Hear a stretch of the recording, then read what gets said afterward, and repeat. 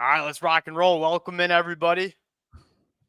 Some people trickling in. All right, Dale, let's just start with some should we address the news first with Carson Beck officially committing to Miami? I feel like that might be where we want to start here. And I'll let you have your opening takes.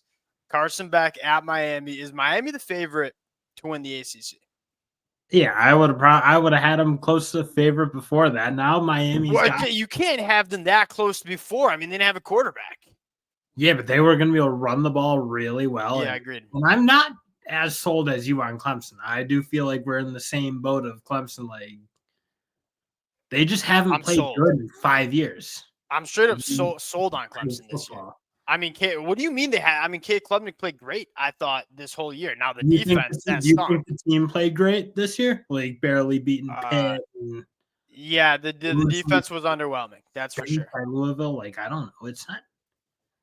It's not like such a big criticism. I mean, it's like they just didn't play great football. I don't know what you want to say. I thought the offense did. If they can just get the defense rolling, that's times. No, the offense was quite good. It was top 20 scoring offense in the country, I believe. I don't think you can make the argument that they weren't good. And they're returning everybody on that offense. Like a fraction of what Miami was, for example. All right, we're basically just running back the conversation we had last night, which will go nowhere because we don't agree on it. I do, by the way, on the Carson Beck note, I do think that's a money get. Like, I think, Carson Beck is a much better football player than people are saying on Twitter. And it's crazy because, like, there were Georgia fans saying he was going to win the Heisman, and then 4 months later saying Georgia didn't want him back, which is wild. Like, Georgia would want Carson Beck back in 2025. And, like, look, the numbers weren't as good for Carson Beck in 2024. We're not talking about the wide receiver being brutal for the Georgia Bulldogs in 2024. I think it's a perfect fit. You know, Carson Beck he's one of the best processors in all of college football, like one of the best commands of an offense in all of college football. He's going to be behind a very good offensive line. When Carson Beck has a run game and when he's protected up front, that's when Carson Beck plays his best football. Go back to 2023. I don't only think Carson Beck's a very good football player who going into the season, I said he'd be my quarterback one. If you asked me to take a quarterback in August of 2024 to go win me a national championship, I said it was Carson Beck. Now, I might have been wrong on that, but that doesn't change the fact that I like Carson Beck a lot. Now he's coming to Miami with what I think is a perfect fit. And that is the thing. Like, Georgia was, like, their offensive line didn't play good. Their wide receivers dropped more balls than I think they led the SEC.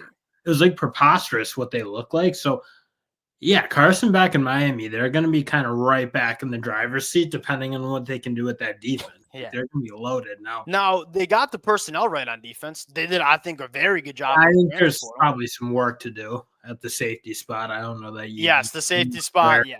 The linebackers, they're going to be young, but it's going to be a fun group. And then the defensive line, I think, is coming into a very interesting period.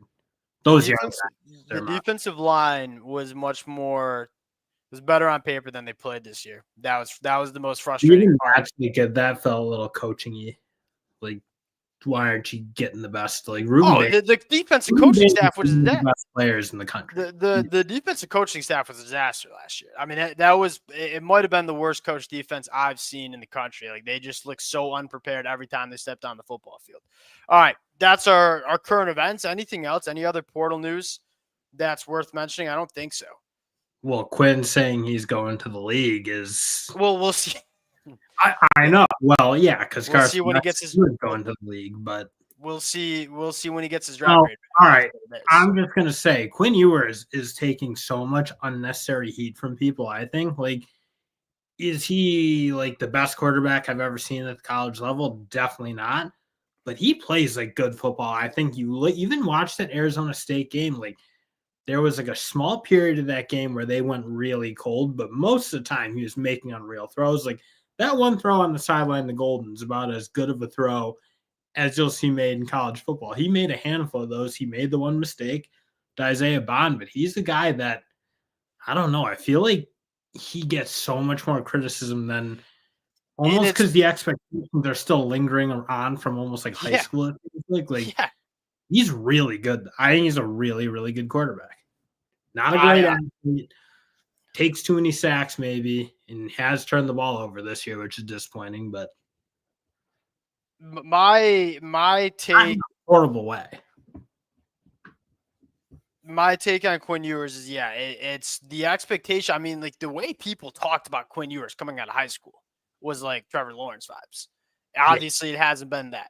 Now, my worry, kind of bringing it to this football game here, is Quinn is not good with money pockets. Like we all know he's not, and he's gotten better at it, but he like extending plays, dealing with money pockets, not great. This is going to be a heavy, like a juggernaut fight. I mean, this Ohio State defensive line, the way we saw them play, they played good the past 2 weeks, but again, I'll still go back. Like they need to still kind of prove it to me week in and week out, because there's been too many games in the past 2 years, I'd say, that they didn't get elite defensive line play from a defensive line that's about as talented. It is the most talented unit in the country for sure.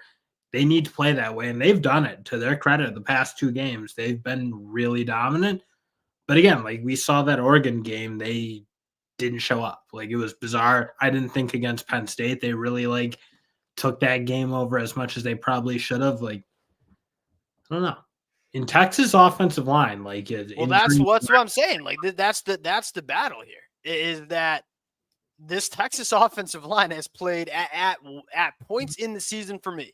I'm saying this Texas offensive line was the best unit in the country. And like from a personnel standpoint, like, Kelvin Banks, Cam Williams, and it sounds like they're going to be healthy here. But at times, when Texas has played very good defensive lines, aka Georgia, they haven't looked all that good. And so to me, that's where it starts. Like, can you keep Quinn Ewers clean? Because if you can, we've seen Quinn play some really good football. Like that Texas offensive line went to the big house, did a very good job dealing with that Michigan defensive line, and Quinn Ewers carved us up. And do you get that version of this Texas offense in this football game? That's the story. Now, flipping the sides of it here, I think this is going to be a fascinating match. I mean, the way that Ohio State's playing on offense right now, it's the best offense in the country, but they're also looking at one of the best defenses in the country. Nobody wants to talk about it because you got Quinn Ewers, Archman, and Coach Sark. This Texas defense is pound for pound one of the best, if not the best unit in the country. Yeah, and especially because they do legitimately have the team speed. Like that's the one difference between them and frankly Oregon is in the middle of the field. Texas is really fast, both at the safeties and not just fast, but like great. Like Andrew Makuba, talk about big time portal additions, might be the biggest one in the country. You got guys like Jelani McDonald who are really, really good, like young players, and then obviously a couple of real difference makers on the D line. Like Colin Simmons, I feel like can be a real challenge for these tackles. Like they're not the greatest tackles in the world. Donovan Johnson's a guard, and so he's dealing with a lot of speed with Donovan Colin Simmons. Jackson, that's really, yes, fair enough. MH makes a really good point. Those kids in that 2020, 2021 class, it is kind of hard to evaluate because a lot of them did miss senior seasons, and Quinn Ewers was the one that he reclassified. And so there was all sorts of why, like the evals for those kids coming out of high school were a little bit jacked up. That is for sure. And also when you reclassify, that's also a little bit tough. Will this loss be more devastating for Ohio? I think Ohio State. I think in terms of like they getting canned if they lose this game. No, I don't think so. I don't think it's beyond the realm of possibility. You'll hear the Ohio State. You'll certainly hear the Ohio State fans. I think it'd be very stupid to fire him. But I also, frankly, if I'm an Ohio State fan and I watched him lose that game to Michigan and he doesn't win a natty, I'm probably complaining and I'm ornery. I'm just being honest. I know what I'm about. I know what I'm like as a fan. Yeah, we all know what you're like. You're just you're a hateful gremlin. You're always calling for coaches' jobs. I'm a rabid fan. If you were an AD, you'd be going through coaches every 3 years. 100%. I don't think Ryan Day, but in terms of like who's it more devastating for, I think it's Ohio State because you look at Ohio State and say all these guys came back, right? Travion Henderson, Mecca Buka, bunch of guys on the offensive line. Jack Sawyer, JTT, Lathan Ransom, Cody Simon, Denzel Burke, a bunch of guys that could have gone to the NFL. This is what makes this Ohio State team so good. They one, are all really good players. Two, played a lot of football together over the last couple of years. This is the year I think Ohio State fans feel like this can be the best team in the country. Now you got to go play your best football in the biggest moments. You said it. It is their year. It has to be their year. Like when you get that number of guys back who were probably going to be like, again, do I think they would have had a ton of first rounds from that group? Probably not. But like a lot of second round, a lot of third, a lot of fourth, like guys who were legitimate draft picks, like no doubt about it. All come back. Yeah, they have to win it. Also, because like you look at that senior class that was so good, the JTT, the Jack Sawyer, that group that I think there were like 4 of them in the top 10 or 5 of them in the top 10.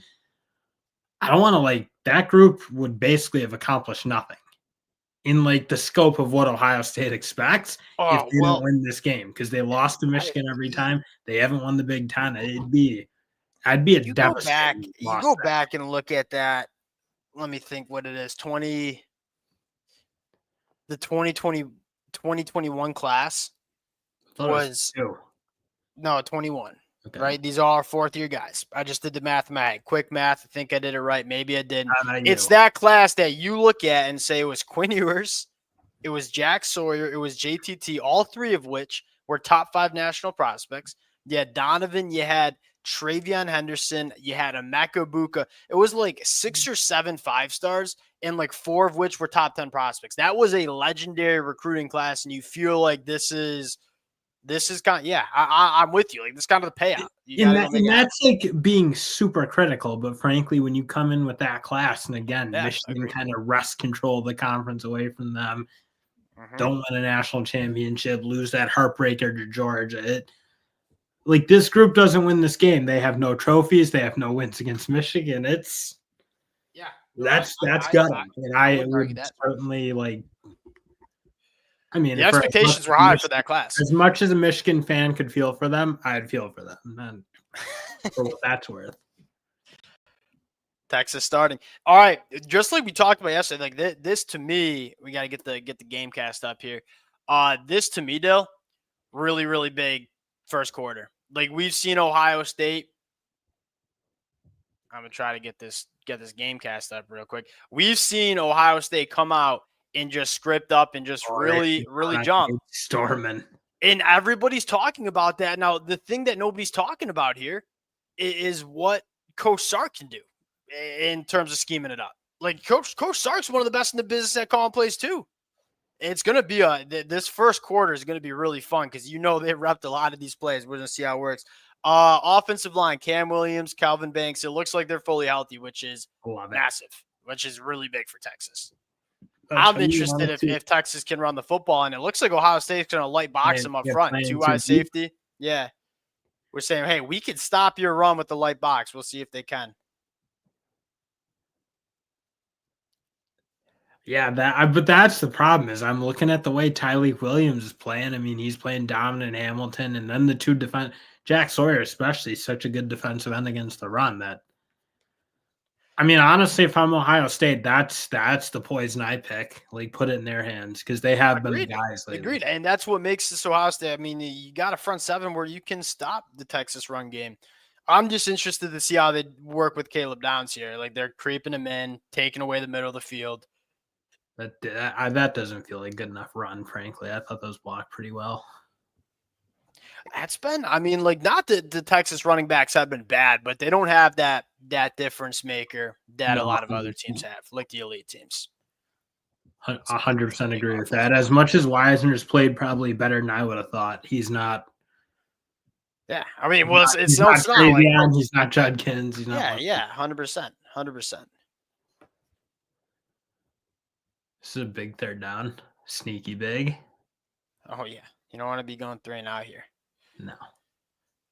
It's a big offensive line.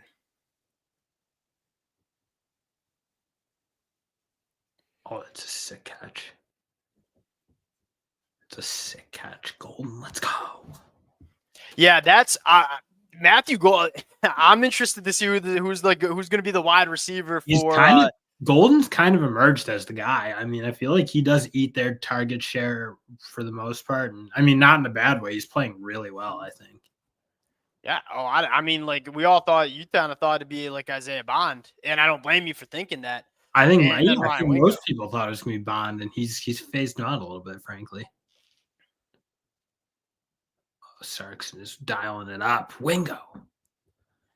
That young freshman, Jay, he can run. I want Wingo to be heavily involved. I feel like he should be. He is. Man. I mean, to outrun Sonny Styles. These true freshman wide receivers this year, like this is gonna go down as like one of those special. I feel like I've been like always the Cam Coleman, Jeremiah Smith, Ryan Williams, and then we like ignore that Ryan Wingo. Like you ignore Ryan Wingo, you ignore what Brian Wesco and TJ Moore did at Clemson. Yeah. Like it is a ton of true freshman talent that balled out their first year. Going empty set.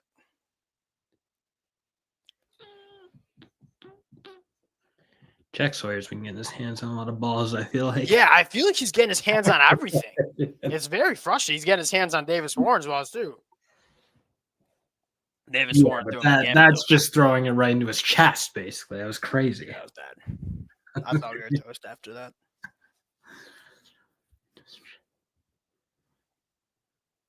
Although I don't know if there's a football coach in here, I want to know whose fault that is. Throwing it into that guy. Is that quarterback or line? It's always puzzled me. Do you go here? I think you go. Yeah, maybe. Because you definitely don't trust your kicker right now. Did I hear a rumor that they're not going with I saw that too. We'll see. We'll see if that like plays out. Because that's crazy. I mean, like I get it because that's inexcusable, but yeah, I like going for it. I think you have to play to win the game. Yeah, you're playing against what I think is one of the best team, like the best team in the country now. You play to win here. That's bad. That's not good. All right. Yes.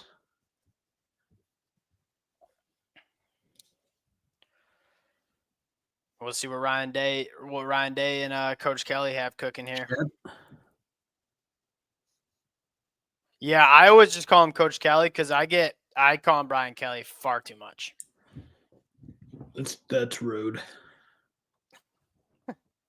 BK leaving Notre Dame, basically saying he can't win there, and then Marcus Freeman immediately just takes him right to the yeah. I talked about that this morning. Like you saw Brian Kelly left because he didn't think he'd win a national title.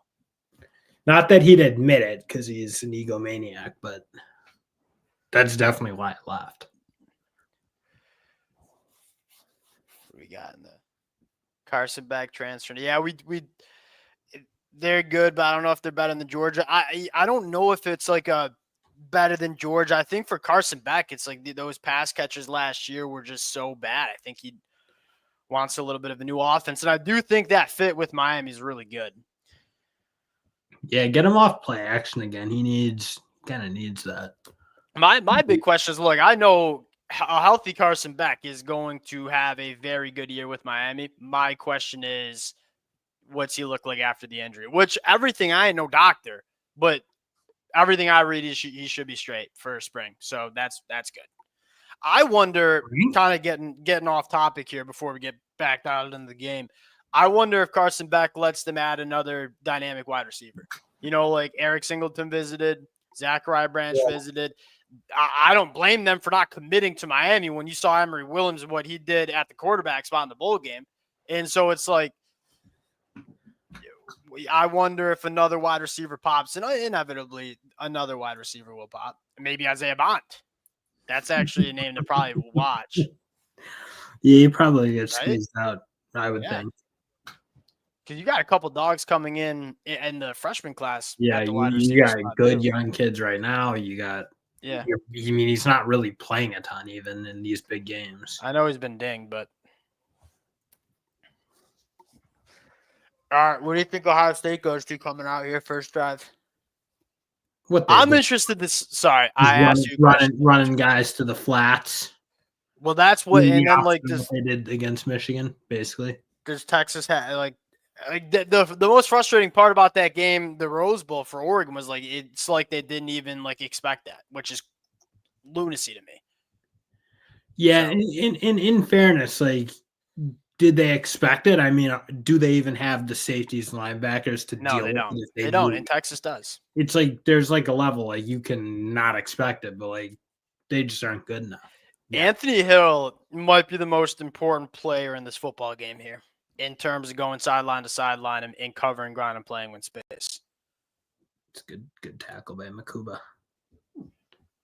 Yeah, bad missed tackle by Anthony Hill right off the rip for my That would take. have been a tough It's been a play. good tackle, but Pick I mean, like Anthony Hill's got to make those tackles. You're winning this football game here. There's no doubt in my mind. Yeah, that's crazy that Anthony Hill's not an impact player. Like, I mean, Well, he's I don't know. There's a lot. no, I know Here we John go. is good. Okay, sneaky, by the way. Barron Sorrell has been really good for Texas, and nobody talks about him because you talk No. about the true freshman Colin Simmons. He's been freaking awesome.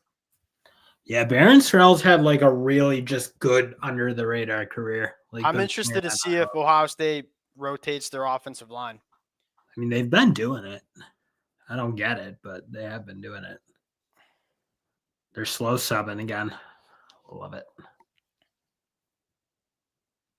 All right, let's see how we do in pass protection. They're probably going to go to the quick game here.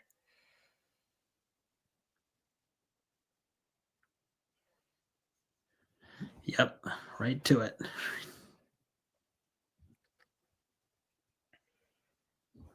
Get Will Howard settled in. I would be sending my backers to the A and B gaps all day Yeah, I think so too. because that is not a good that's a inexperienced, not so good. That's by far. If you pull any Ohio State fan, like, hey, what do you have the least amount of confidence in? I promise you, they're telling you that inside of the offensive line. Unless they can win consistently up front. Oh my goodness, it was close. Oh, Trey Moore, we got to have that Danny Dennis Sutton range. Yeah, exactly. That was kind of like right. Oh, it's right in the hands. All right. I mean, that would have been a really nice play, but probably and he's a good enough athlete to make No, it too. absolutely not. We got to make these. It's the college football playoff semifinals. We got to make those plays. Michigan would have made those plays. Derek Moore, come on. Oh, easy.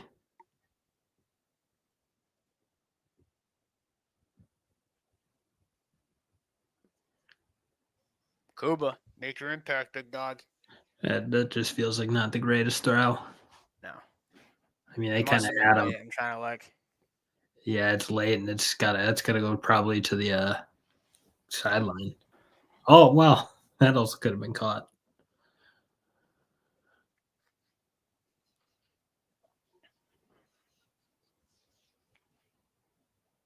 They're All playing.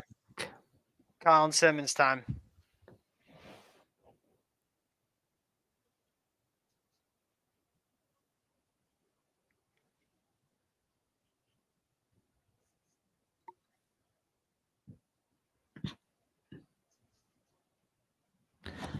We need it here, Jay. Yeah, we need to stop. They just said something on the broadcast I don't think you can hear about Texas not giving up the explosives. That I think that's one of the best reasons to believe in Texas. Ohio State hits them up, especially the way they've been playing. All right, they're going empty set. One, do you think we see the Will Howard run game, by the way? Dude, we haven't yet. Like they've never really, even in big games, they have not been going to it. So I have no idea anymore. If that maybe that's just not like part of what they do. Period. They did it a little bit against Penn State, but I feel like since then No, they did. They haven't done it nearly as much as I would have expected. but Although to be fair, Will Howard's been throwing the football pretty he's kind of well. slinging from the pocket well, so it's like Mhm. why do it? He's played much better. Like, I mean, aside from the Michigan game, which was horrible, but he's actually been pretty nails.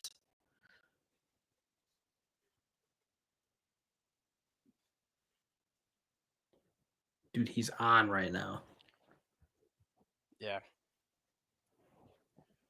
He's just finding every hole. All right, red zone. This is probably another big storyline. I mean, like these. I feel like both these offenses are going to move the football. Red zone defense / red zone offense.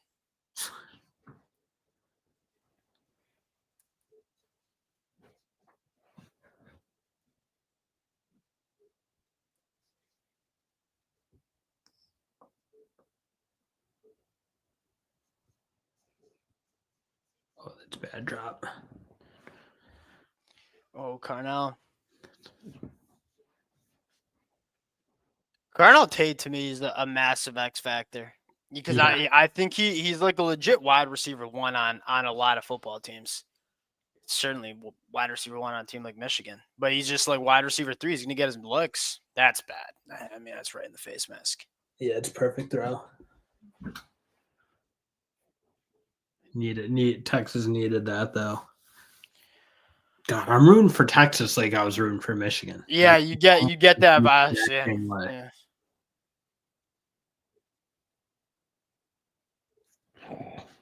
It's a really good run.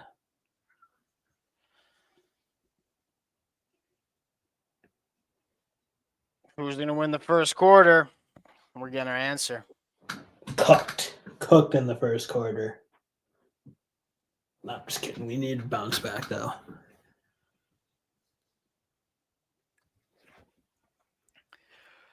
Will Howard looked really good. Just Yeah. kind of dicing up the zone coverage. Just taking what's there and run the football.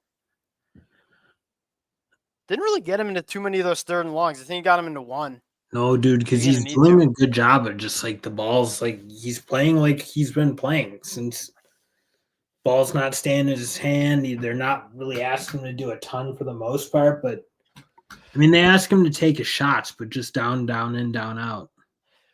Agreed. That looked too easy for Ohio State. I mean, like they just got everything they kind of wanted there. You know, wide receivers had space. Will Howard was accurate. Went running the football when they wanted to. Now, it's easy to overreact early because you know that's the game script. That's the script that Coach Kelly and Dave put up. But that's not a good sign if you're Yeah, you gotta rattle this team. That's been the answer. that is like that. And That's so what I'm most. fast. That's what I'm most like. If I'm a Michigan fan and I'm like wishful thinking out here, it has a lot to do with like, can you get Ohio State playing a little bit tight? Because right now they're just playing loose and they're just letting it rip, and that's when they're doing that. It's hard. That's hard. Yeah, they are being. What are they calling them? The buzzsaw? Is that what? I heard buzzsaw. I've heard supernova.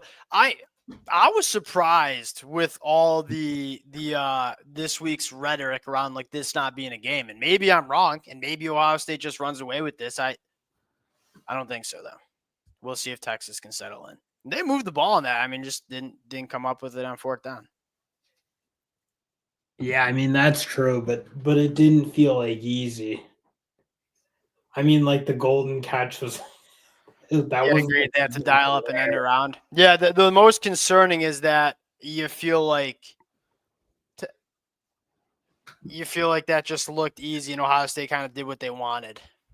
Yeah, that is a little bit of the concern for sure.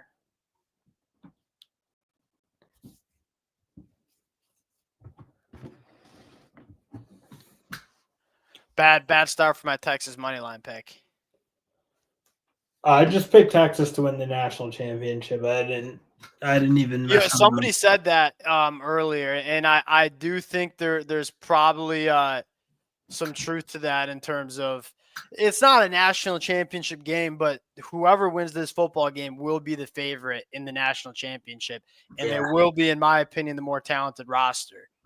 But the way Notre Dame is playing, like just execution, solid football.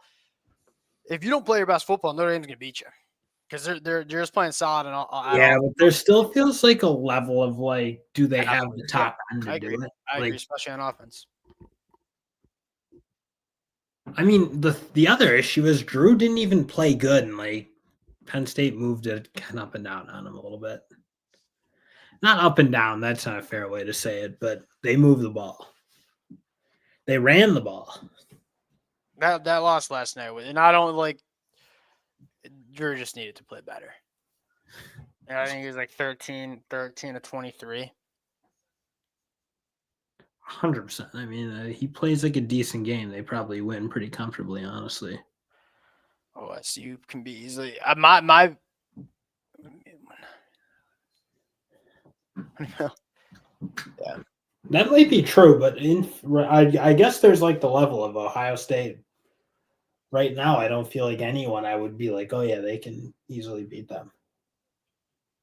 No, the way Ohio State's playing right now, you're not favoring a team over them. That's like you're not even really giving them like a pick 'em treatment. You're like it's like probably this type of spread, like 6-7 points. and I would say this might even apply to Texas too. Like, you just need Ohio State not to play their best football, because if they play their best football, I don't know if I don't know if anybody can go toe to toe with them. I mean, we said it going into the year, like from a roster standpoint, it's hard to take a pure roster over Ohio State. I mean, you look at the defense that everyone wants to talk about the offense. You look at the defense they're trotting out there. Crazy. 4 straight NFL dudes on the defensive line, NFL dudes in the back end, probably the best safety in the country in Caleb Downs. Arguably the best player, honestly. Caleb Downs does so many different things too. He's coming off the edge right here. That's the problem with Quinn, man. It just such a disaster when the pocket gets muddy. Yeah, like almost just run. And that was protected too. Like I don't know. That really was great protection. Like just sit back there and rip it. Oh my god.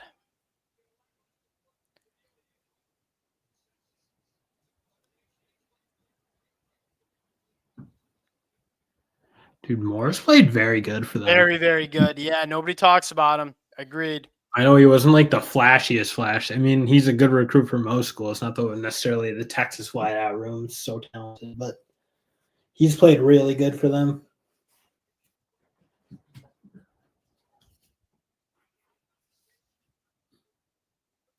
They're just gonna light box him. I'm Texas should be trying to run the football into this, in my opinion. Winky. Or just get the ball to Ryan Wingo. Oh. I like it. I thought he was gonna break that last one too. Let's get going here.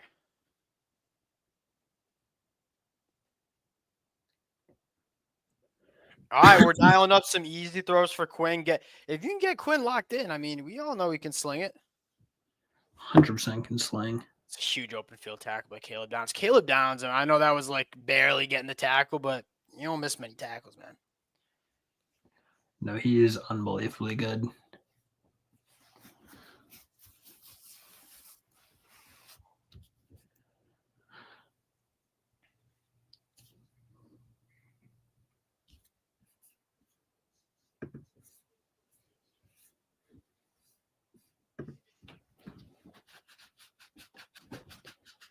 Did you hear the rumors of Wink Martindale helping out? I think that was like I'd love to believe it because I do think that'd be like just an incredible move, but I'd probably presume that's not. Well, I haven't seen him out there on the recruiting visits. Like I've seen the offensive staff. Yeah, that's low-key kind of true. You're right. Although I don't know if I've seen many of the defensive staff. No, that's what I was gonna say. I know Lamar's doing it. I've seen Esposito, I guess, out. All right. Jeez. Gotta hold our water. Is that CJ Campbell? Was it? I can't hear. No, it was Cameron. Cam Williams. Both kind of jumped. Yep. Not where we want to be. Is it 4-down territory here?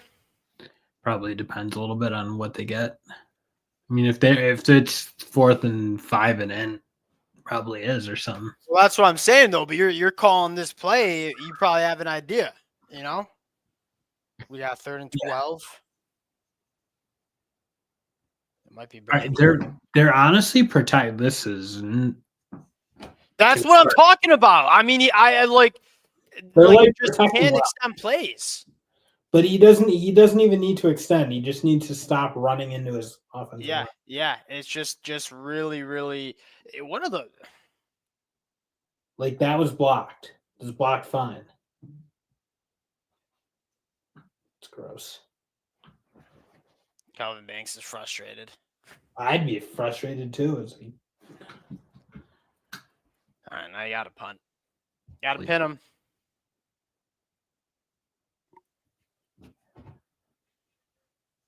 I will say they All right. have movement. We'll take it. All right. I mean, Texas is moving it. They just and that's been low key storyline for Texas all year. Like they get into the high red area plus field, and then they don't execute. They just stop executing as an offense. Got them in trouble. I mean, you go back to the SEC championship game against Georgia. I mean, they dominated Georgia in that first half. Dominated them. They really were running up and down, and well, they weren't running up and down. They were running halfway there and then saying, we don't want to go no more. And we'll turn the ball over a punt. Settle for field goals.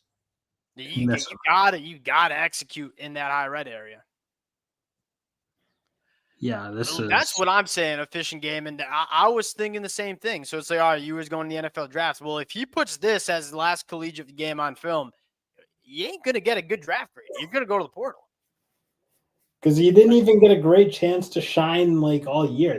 No, he's not put out like if you're a GM, you're not taking him in the first 2 rounds of the NFL draft. Like after the Michigan game, I was like, oh, he's like going to go 1-1, and ever since then, he's played terrible.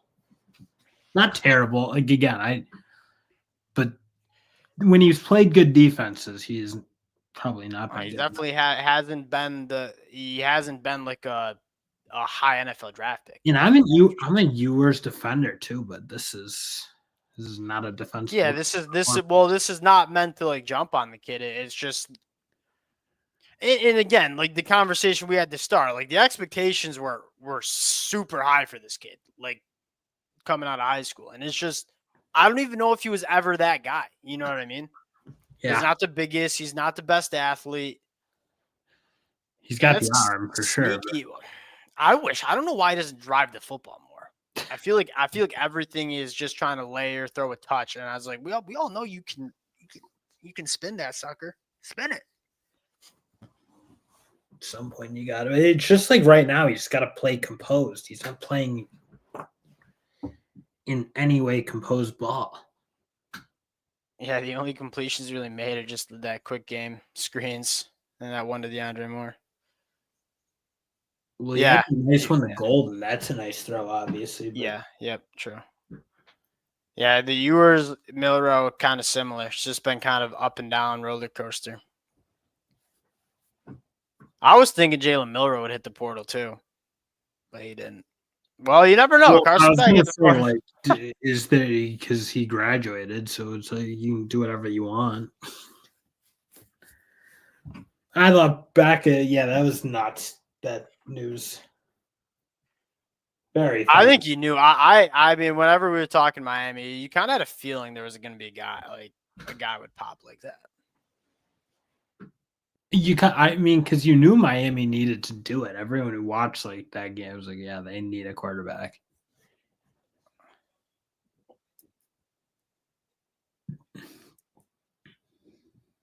Yeah, I agree. Like you can have some wild scheduling. You look like Indiana schedule in the Big Ten versus some of the other Big Ten schedules. Agreed.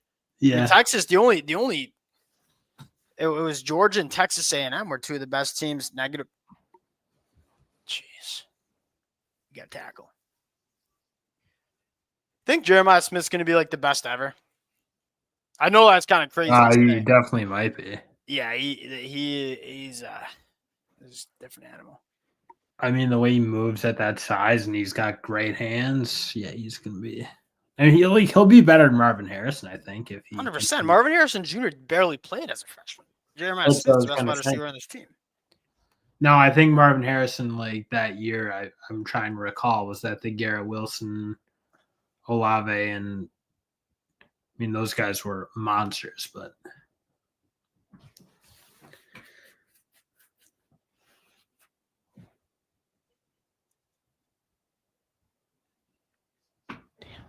Gamecock fan, Dale.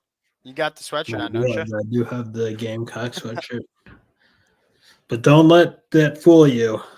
I'm a ride or die Michigan. But shout out the Gamecocks, Shane Beamer, and their social media team. We got to affect Will Howard here. I know, dude. He looks too comfortable. It's like rattle his cage. When you rattle him, he's not good.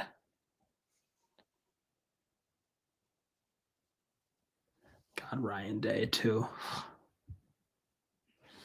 So much disdain. Yeah, we can agree on that. Despise Ohio State, 100%. Oh, exactly. I can't stand them. Hook 'em. Come on, Kwiatkowski. Dial something up here.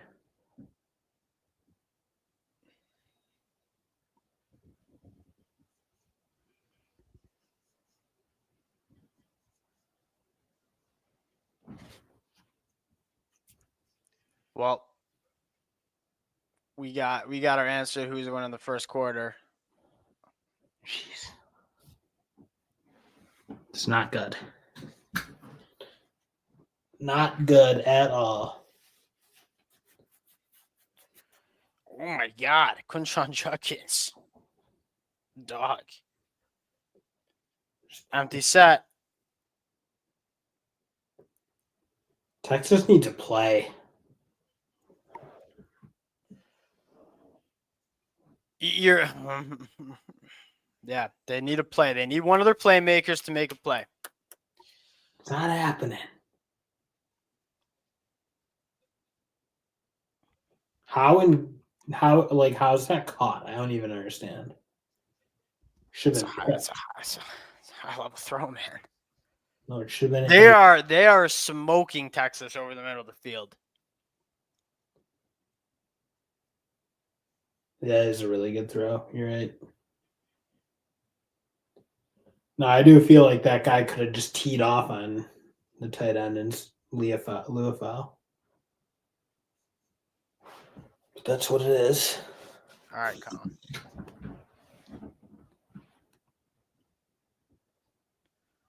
Hey! Did we get a flag? We threw a punch. Who's chucking him? I think Travion threw a punch. He did throw a punch. Maybe not a punch. I may be being a little dramatic. Boot him. Get him out. Well, as Travion Henderson and Luke Montgomery is doing that to me, I'd flip my lid. Yeah, I wonder why he did that. That seems just like a really big overreaction there. And I get it. Maybe that's a bad penalty, man. I mean, you're putting yourself in 2nd and 25 now. That's our guy, January. Shout out. Duncanville alum, I think. Someone told me.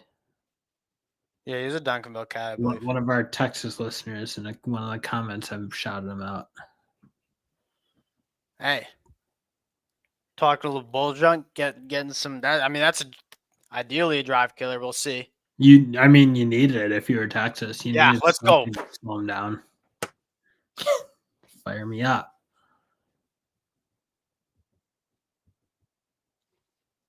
What's our? They finally gave you the Will Howard run. Yeah, it was a bad read by him. I don't know if it was a read. Oh, by the way, that's correct. They're not calling holds in the playoffs.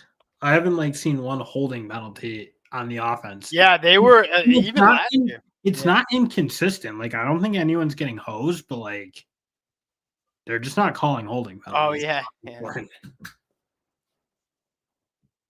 Go, Colin, bend it. All right, we gotta come up and tackle. All right, let's go. Good stop. Dude, that was oh my God, such a bad penalty. I know it's not going to be a huge storyline, but that kills off that drive. I mean, you add the chance to go take a 2-score lead in the first quarter, and you got your senior captain throwing a punch. Can't have that. That's all we needed to break the momentum. Now we squash them. Lake Michigan. You just drag them into the gutter. See, the thing is, I don't think that's what Texas needs to do. They don't like gutter ball. Yeah, Texas needed that.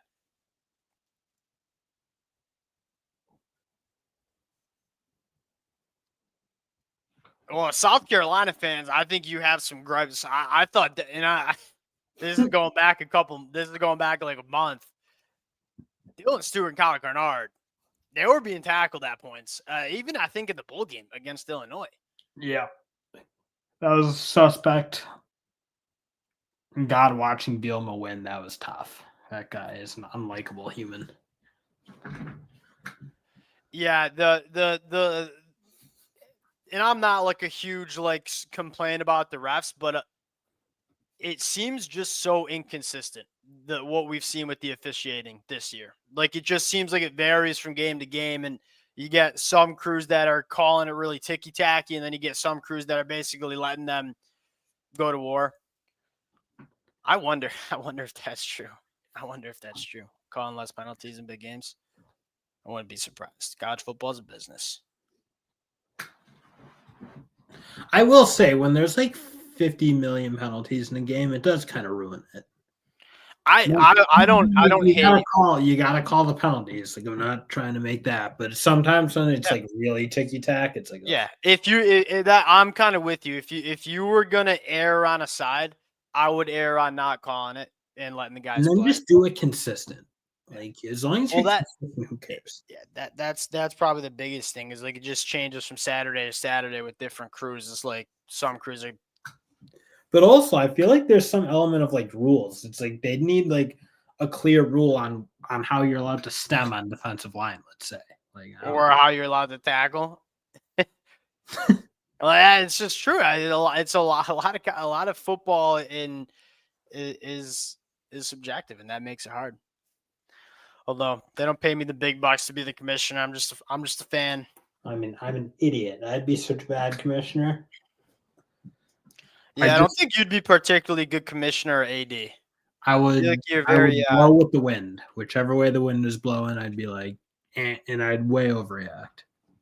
Yeah, that's what I think you'd do. More an AD. If you had to make coaching hires and firings, 10 years. You would have had like Brady Hoke would have still been coach of Michigan. Hey, Hey, just one more I was year, trying baby. to think of a lame duck coach, and then I was like, oh, well, there's not that many because I feel like most ADs are quicker to fire than they are to hold on.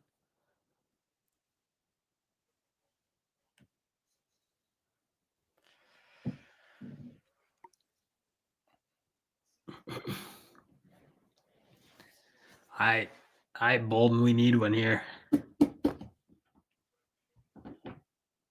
Oh, he's gonna return it. Get loose, young. Oh. Okay. Oh my god. Oh, I like if the he turn. didn't drop that football, by the way, he might have been housing that. Yeah, dude, gold. Was that? What were you saying? I've been interrupting you. I've been working on it. People telling me I don't even know. Well, that's why I interrupt you. Maybe you babble. I don't complain about it. You get sensitive. You let dude. If he doesn't drop that football, it's going to the house. Granted, I think maybe Ransom would have tackled him. I don't know. Making them open field tackles. Cornelius Johnson. Right as I say it, Lathan Ransom goes to the backfield, makes a play. He's been really good this year. Oh, Mitchell Melton's playing still? I thought he hit the portal. He did. You can still play. You see, guys, Devin Brown is the QB2. Yeah, we need touchdown. Touchdown, not a field goal. Rushing yards, Texas, 5 in the first quarter. Not what you want. Diabolical. Granted, how many yards? Well, if that includes sacks, that's not their fault. Are we getting a hold there? He is eating sacks.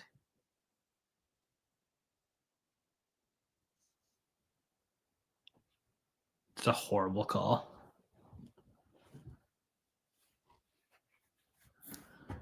Unless they're calling hands to the face.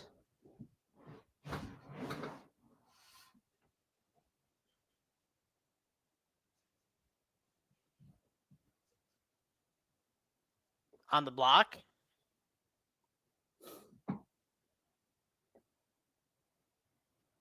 Yeah. He's got his hands high. Can't have it. Another drive killer. So what are we looking at now? Not good vibes. I know that.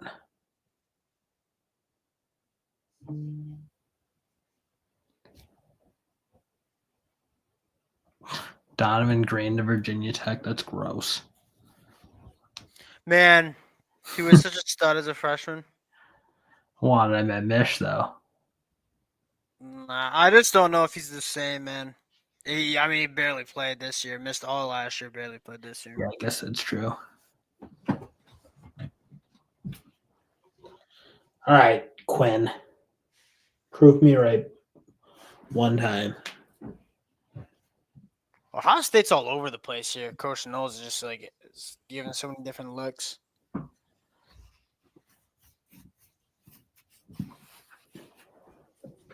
They didn't hold up in pass protection there.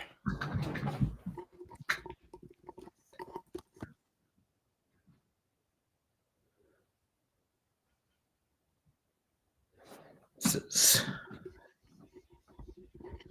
bad vibes. Bad vibes for the Horns.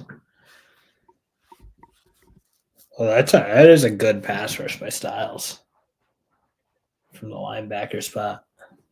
He's a stud. He's a freaky athlete. He's one of those. He falls under the category of like. Yeah, but there's going to be better play consistently. Yeah, agreed. Because as an off-ball linebacker, the instincts don't Caleb always Downs work can do there. something. Was that? Never mind. I was saying Caleb Downs can be dangerous. Well, for sure. Oh, we'll talk about this. I love Justin Okoronkwo. And we're just talking about like freaky linebacker athletes. That's him. Now, my question mark is he going to be ready to go in 2025? Because he's a kid that played his football in Germany. And so he's like kind of new to the sport and probably still developing as a football player. And I think South Carolina needs some linebackers to step up immediately. But I will say that too young, talented room. The ceiling is ridiculously high with this kid. I mean, he's jacked up. He's 6'3", 230, extremely long. I think he could be an edge rusher, by the way. Like, you look at him, he's an edge rusher kind of guy. Go flip it to the Bama spring game because he looked very good, I thought. Yeah, he's just got to be more consistent. Who is the other guy? Jones? Something Jones? Linebacker for Bama? Young guy? Tall? Don't know. Can't help you out there. My fault. Yeah, if you feel good about developing those kind of cats, I love it. I'm interested to see for spring practice like what he looks like, because my only concern for South Carolina is like, okay, was it Fred Johnson, Sean Murphy, and Justin, like all three linebackers that are really, really talented, but just haven't played a ton of football. And what about Wendell Gregory? I feel like you and Jalen Willis. Like there's some other dudes in the pipeline who are the thing is we just didn't get to see them because you had Debo, Demetrius Knight, and Bam Martin. I was hoping Bam Martin would get that JUCO year of eligibility. In fairness, like at some point they need to like play. You can't get experience until you play, and it's like. Oh, I agree. I agree. I'm not saying they can't play. All I'm saying is that we have not seen them play that much, so it's hard to evaluate until you start hearing about spring practice and fall camp. And I think Shane Beamer has put himself in a spot where it's like, all right, let's go through spring practice. Let's look at what some of these cats look like, and if we have to go get a veteran linebacker, we'll go out and get one in the spring portal window. But I don't even think I disagree. I'm fired up about South Carolina. Okay, is it fair not to necessarily trust it entirely? I get that. I think there's so much young talent, and I thought they got better as 2024 went on. I'm excited to see what that unit looks like. Once they started getting physical and running the ball, they were a problem. Yeah, and they grabbed some nice additions on the inside in the portal. I'm excited. I'm fired up for South Carolina. That's gonna be a really fun team to watch in 2025. Well, they got the guy at quarterback. When if Lenore Sellers takes that step, yeah, you at least have the. Now that Auburn, that's another team that I'm kind of excited about. That's not good. Golden going to the locker room.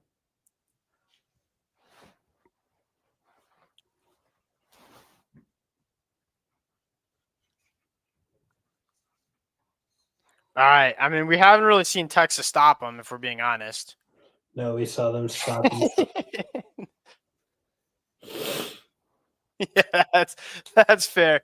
Yeah, as a Michigan fan, it took me quite a long time to to even be comfortable with the Michigan-Ohio State game. My whole childhood was losses. Oh, we're just getting dummied. Now we're the bullies of the conference, though. Next year. Maybe.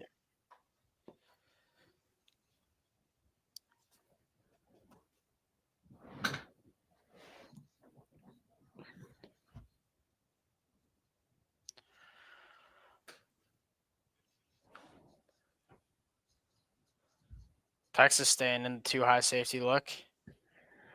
They might need to get down there and get a little more aggressive. What I'd like to see them do is maybe start taking away some of this short underneath stuff. No, the minute you do that, then it's like Jeremiah Smith goes 50 on your tail. But at this point, you need to like make them beat you.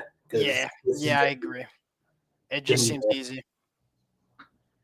And their offense isn't moving the balls.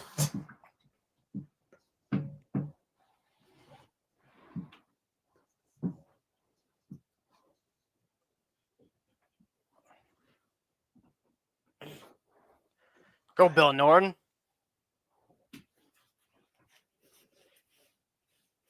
All right.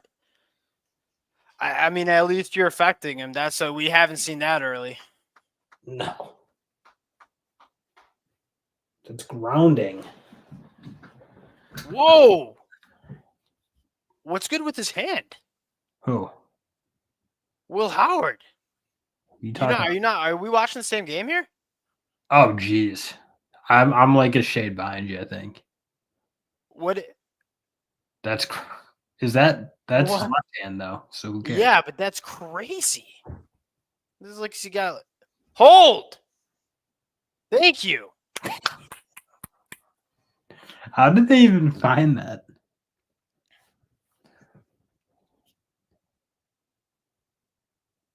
Jelani McDonald, my guy. I think he's going to be unbelievably good. Do you accept this? Or do you just put him in 3rd and 9? Ooh. I probably accept it. Put him in. Yeah, just for the field position, almost maybe. Well, I don't know. I mean, you're now giving him 2 shots. I feel like you play the analytics. I don't know. You probably have a chart or whatever that. You got the analytics on you, Dill? No, I don't have them, but he probably has them. I don't do analytics. I go off the gut. No, I think I'd be an analytics guy because I'd be paralyzed with fear to make the decisions. Yeah, just have. That's what the book told me to do. Don't blame me for it. The book said it. Yep. No one needs to get this, Mario Cristobal. Just get a book that tells you. Yeah, he needs to. Hey, another low snap. Another. Oh my God. Mario Cristobal probably just shouldn't. Was that Alfred Collins just being a dog up front there? Yeah. Somebody just dominated up front. Also, worth monitoring. What? That Ohio State game in the Rose Bowl. This center was snapping low routinely. We just saw another low snap. I'm telling you, I'm mugging up this center. I'm mugging up the A and B gaps, and I'm putting these 3 interior offensive linemen in a chamber. That's just what I'm doing here. Bring up your backers into these gaps. You already see. Yeah. Hey, we got the DBs thrown with Ohio State. Come on. Easy. Colin Simmons, man, he's a Colin freak. Simmons is that guy. Yeah. But that's still such a good throw by Will Howard. Yeah, Will Howard looks awesome. He looks so good. There was like no throwing window there, and he put it right where he needed to. No, that's a dot. So can anyone explain to me what the hand issue is? Now I'm just like thinking about it. It almost looks like he like dislocated his knuckle, but I wouldn't know. I'm not a doctor. Like a knot? Well, that's what some of the comments, but they might know. I don't. They might be more medical than the fellas here because I don't know. I had a roommate. Shout out my roommate. He's a doctor now, in medical school. I don't know if he's a doctor yet. I have to text him. Thank you for that tidbit. I'm just saying. I got some connections. Maybe I'll text him. He's probably watching the game. Say, hey, can you give us a diagnosis? You got some connections? Yeah, I don't know how to say that. Power broker. Horns, go horns. Yeah.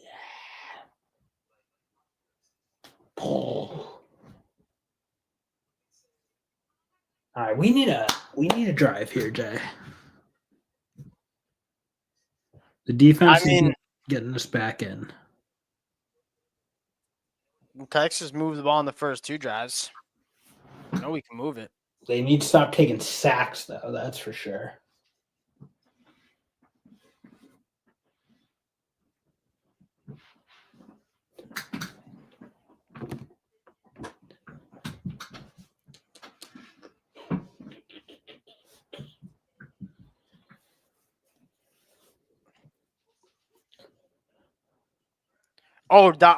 So that's my fault. When you said Donovan Groom was going to Virginia Tech, I thought we were talking about the Texas A&M tight end. That's my fault. I guess that makes sense. Yeah. That stinks. I definitely wanted him in Michigan. That kid can play. That kid can play in a big way. Let's see how he does. He's in North Carolina. I said South Carolina should have gone after him too. I think South Carolina likes their wide receiver. I don't get the sense they're going after wideouts. Like, they probably like what they have. Well, you got a bunch of friends. This is probably the most talented wide receiver class South Carolina signed in a hot minute. Really Alshon Jeffrey.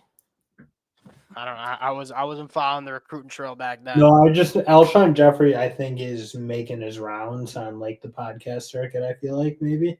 I did hear the story about was that Lane Kiffin recruiting him to Tennessee? Said if he goes to South Carolina, he'll be working at a gas station. That's crazy. Lane Kiffin definitely recruits that way, though, or at least did. I wouldn't be surprised. I think a lot. I mean, I think there's a lot of coaches who recruit that way. If you're not doing it, you're probably not. I think it's cutthroat. It's cutthroat industry on the recruiting trail. Yeah.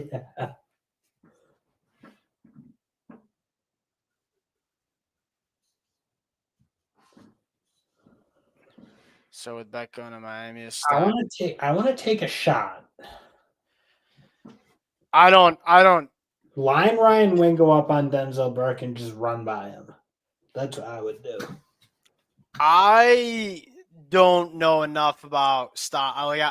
You haven't seen it yet. It is probably my take. And I thought Stockton actually played pretty dang well against Notre Dame. I just thought his pass catchers let him down.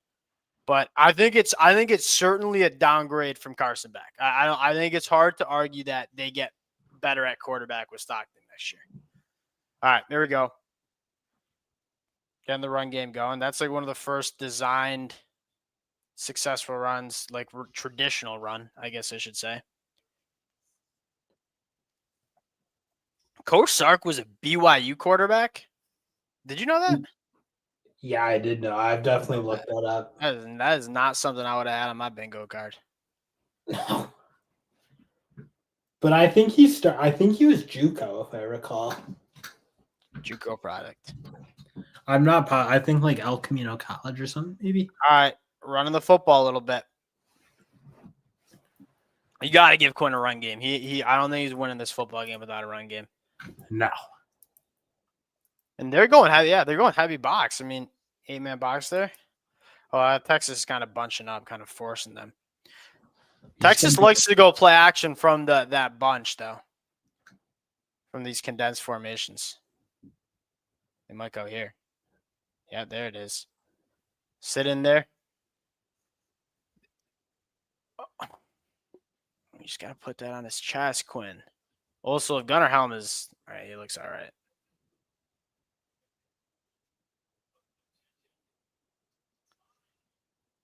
Yeah, that ball's just got to be on his chest, man.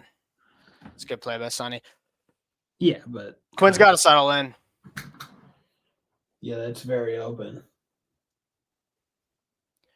Definitely not targeting. Coach Sark's calling for it.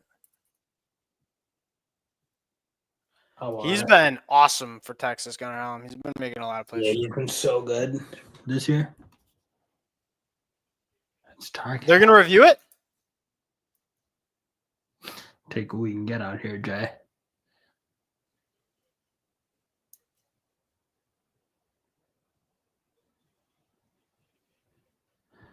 I mean, the only thing they could get is that launch or whatever that means.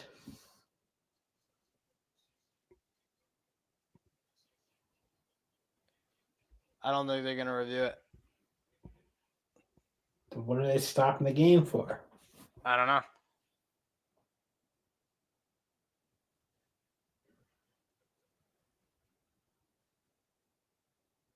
Nope. I don't. From the first, like, I didn't think it was like obvious targeting, and unless it's like obvious, I don't even as a Michigan fan, I don't want to see the guys get kicked out of this type of game. No, that would have been a bad call. Targeting, yeah. Is that Edric Houston, Jay? We'll get the it'll be the defensive tackle on the top of the screen. I don't think he'd be playing on the inside. I think. Looks like 96. I thought that was Edric.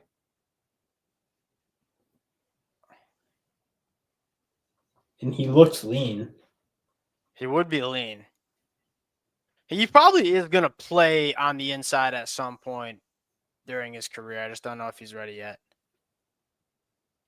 And they're deep there too, like Kanu, McDonald. Like they have good backups. Man, it was Edric Houston who got. Well, if that is Edric Houston, I got to pull up the depth chart. I don't know Edric Houston's name by off the rip here. That's definitely Edric Houston, I would think. Looks like him.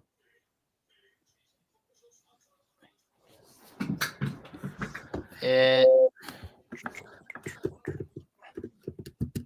96. That was him, right? I'm a little surprised he's getting action right now. Yeah, me too. But I mean, you did get dummied a little bit. Put down into the dirt, and then it hurt JTT on the way down. Probably be the last snap we see. All right. If Quinn continues to struggle, do we see Arch at some point? The Twitter streets are telling me that. The Twitter's telling me that. The Twitter's. I haven't been on Twitter during the stream. Are they going after him? I just turned it on. I've had people saying that. I mean, I'd probably be crowing about it. He's been bad. He has not been good. He's not been good. I mean, we're not managing pockets well. The pocket management has been a huge, such a problem. Absolutely sailed that ball to helm. It's just so hard to put in a quarterback that I mean, Arch has played a little bit of football this year. If I'm Coach Sark with such an easy schedule, like why weren't you getting Arch more looks in more time? I feel like they didn't get him that much like playing time. And so now it's like, all right, we don't really feel comfortable going to. Not saying you would go to him anyways in this game, but yeah, that's a big storyline, by the way. I mean, we got one of the best players in this football game with an ankle right now. Yeah, and he's been dialed too. He's been playing really good as of late. DJ Lagway. And the Gatorade commercial? Yeah. King. DJ Lagway be the GOAT. What? Could be. All right, easy. Settle down there. So could Sellers sneaky. I mean, hey, we gotta let these kids play. Hey, early, I mean, we see Vince Young on screen right now. We had to settle down. You can talk about it. I'm not afraid. Two really talented quarterbacks. I'm not afraid to get my opinions out there. All right, so your take is DJ Lagway is going to be the GOAT. Like it. Okay, Kenyatta Jackson can play, though. They do have some depth there. Yeah. Although, yeah, I mean. It is a drop-off. There's no doubt about it. It's more about the run game. Get after him a little bit. These are just ugly, ugly footballs. That didn't even look good coming out, no?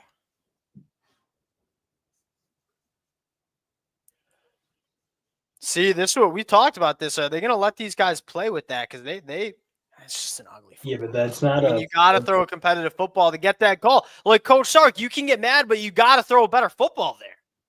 You got to throw a competitive football to get the flag. That's also wide open, and you throw it Well, I think that was meant to be a back shoulder in fairness, but it's just still not a good ball. Ugh, Quinn's not looking good. You needed him to play like he did against Michigan. It's just not happening right now. You might have to do it, Jay. This punter is putting out some good punch stuff, sneaky, which is You good. might have to put Arch in. Yeah, no, I agree. And what we were just talking about, like, I wish we got to see, like, you played such an easy schedule. Why did we not get Arch Manning more involved so maybe you could feel a little bit more confident? Oh, is this the hand? Hold on.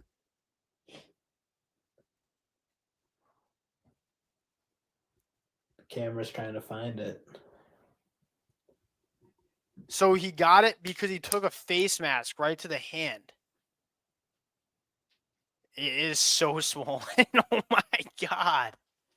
Respect him for So is holding that like a broken bone in the hand and it's swelling up, you think? Someone else got to answer that. Talking to the wrong guy.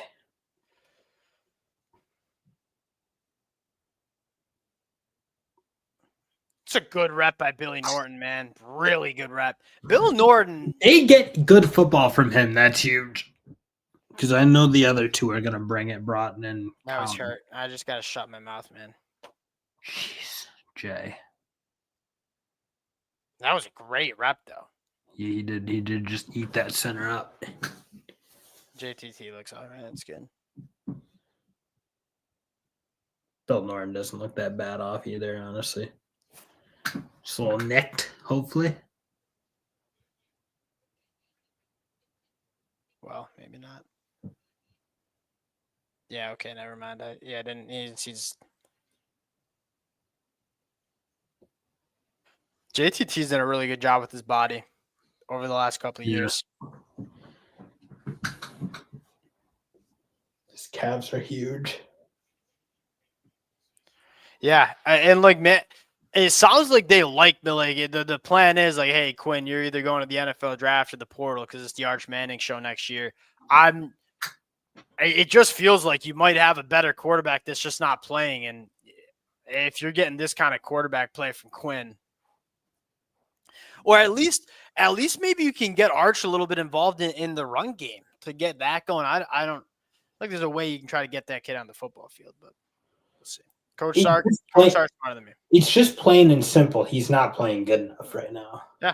And you have a good backup. It's not like no shot at Miami, but it's not like you have an option that's fascinating. Hold! Okay, they called it. Sorry.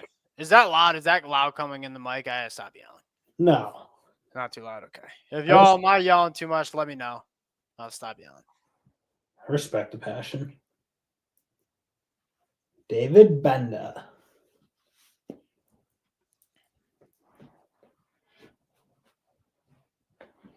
Ryan Day. You just got to rattle him too. Because he's you got to rattle this Ohio State team. I 100% agree with that. Man, their negative plays are smoking them, right? Stall the drive on the second drive of the game. Who is that for Texas 92?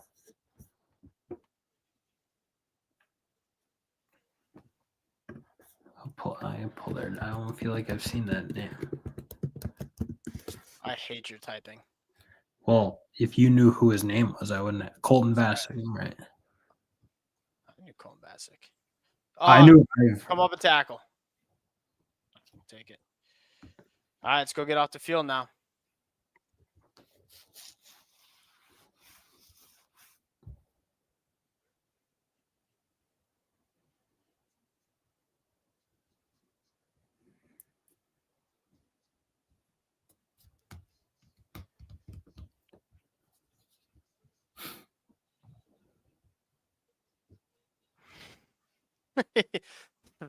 Three of the four teams in your background list are trash. Miami, Texas. I'm guessing they're saying It said Michigan. Michigan's the outlier, so I respect that. Yeah, counts. Hey, we're in their head now, Jay.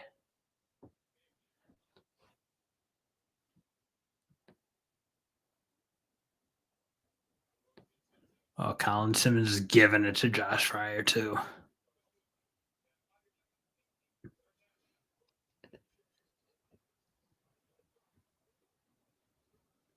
Man, if Texas gets to the half only down 7, like I feel like they have not been the better team here. Jay, we should be able to get a score here. You bring out Arch Manning, he just rips it, and then you just step on him. I feel like their whole offensive line, honestly, was jumping there. These guards are way off the football here. Does college have that same rule that the NFL does? Like you got to be tighter to the line nowadays. It's a good throw by Will Howard. I mean, it's 4th down, but that dude, Will Howard is playing really, really good football right now. He's been dialed, and that's no good.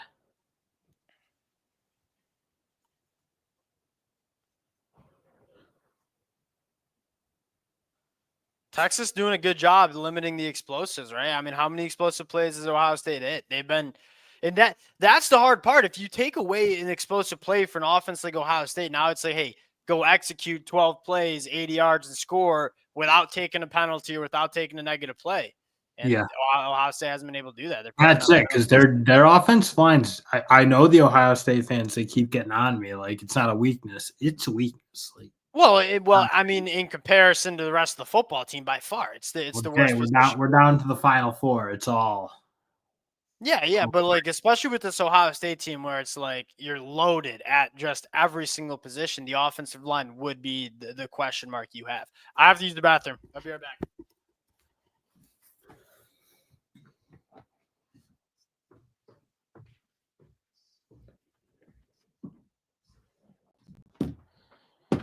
I am so interested to see who they trot out there for quarterback right now.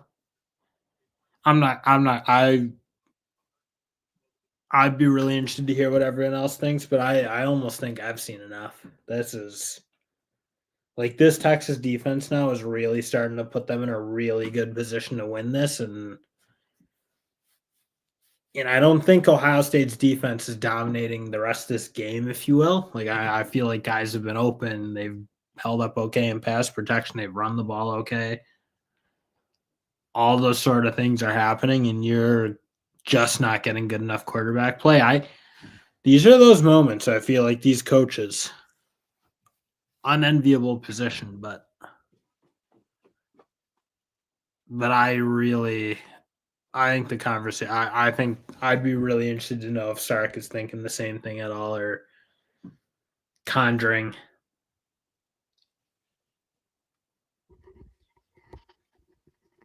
Are we talking Arch Manning? I really got to think the conversation's being had on this side. And the reason I say it is like every other position group is doing their job. Yeah. Maybe it's at halftime. Like guys have been open. The offensive line, I think, is playing well enough. Wow, they only have 89 yards of total offense. That's a disaster. You're getting really weak quarterback play, though. 89 yards of total offense. Holy smokes. So bad. 6 rushing yards total. They've taken a few sacks.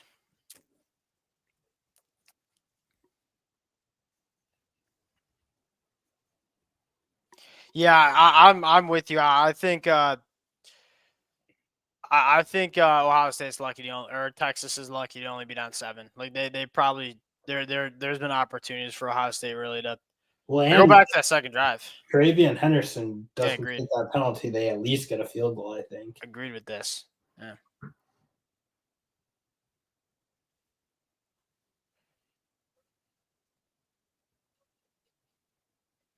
Yeah, like he just adds a little bit more element to the offense, which they desperately need.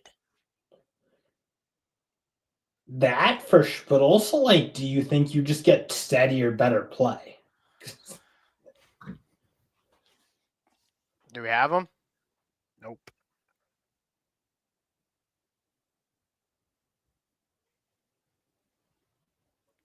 You know, is that his first touch of the game, Isaiah Bond? Now that Bolden's out. They've done pretty good with these screens, honestly. Yeah. They've had space to work. They've done their. Ohio State's playing with 2 safeties high pretty consistently here. I do think that I will don't even blame like Texas can get over the top on them. Yeah.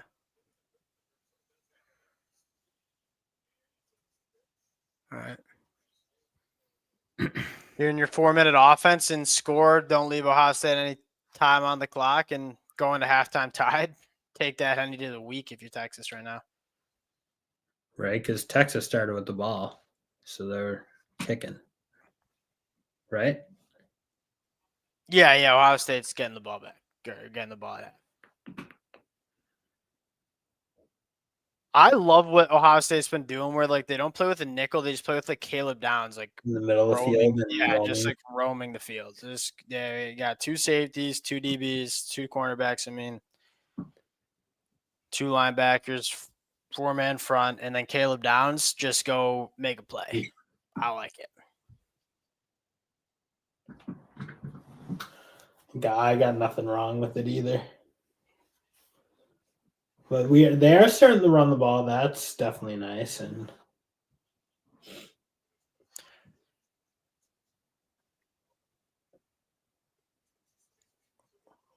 Let's see the replay there. I'm interested to see if there's a grab. DeAndre Moore certainly thought he got held.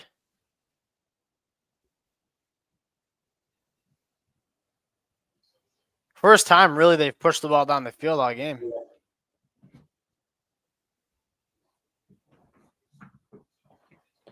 Ohio State's the grabbiest secondary in the history of football. I would like to have seen the replay on that because you're right. That's a huge storyline here.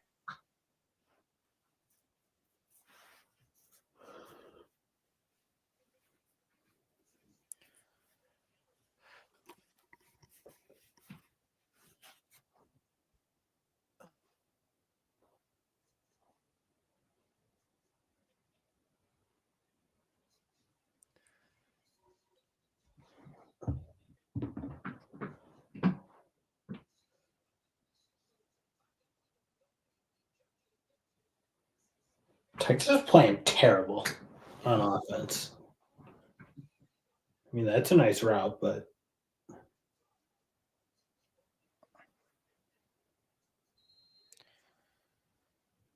That was bad.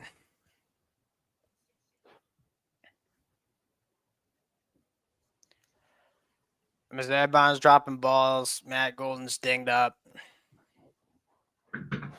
it's not good.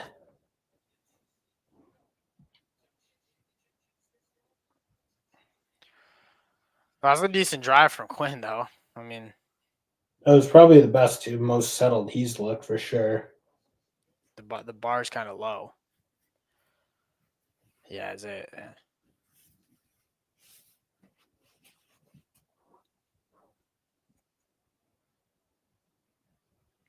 Man, this Texas defense is hanging in there. They're doing their job. Yeah. All right.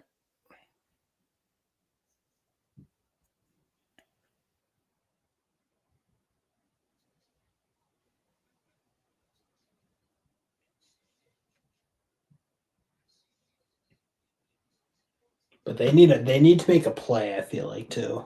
Texas? You Yeah. know, like, on defense, like given the way they're I don't know. I mean, like you're holding Ohio State to 7. it's not there. Like they probably need a play. Yeah, It's yeah. not a good recipe to beating Ohio State. Is that Colin Simmons? Hammer. Dude, these true freshmen, and we're talking about that like 10 years ago. And it's not just a wide receiver position. Like Dylan Stewart was one of the best edge rushers in the country as a freshman. And you're seeing true freshmen come out and just play really, really good football. These kids are coming out different. You know, like these kids coming out of high school are just different cats. So physically developed. Like the top end high school guys are insane now for sure. Yeah.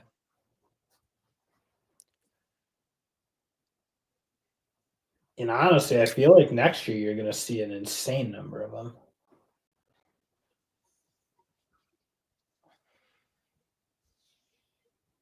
Anthony Hill, my guy. Come on. All right. 2-minute drive. They're going to go down to the 2-minute warning. I think Texas has all 3 timeouts. Let's go put some points up on the board here.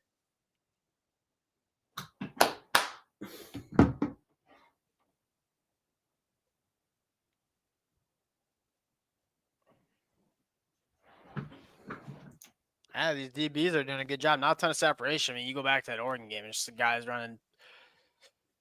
Also, Silas Bolden, can you give us some juice here? Might need it. Will Howard looks stunned. He's got that look in his eye like Michigan put on him. Well, I mean, can you get him to feel that way? Court starts looking at the time. He's like, let's go to the 2-minute warning.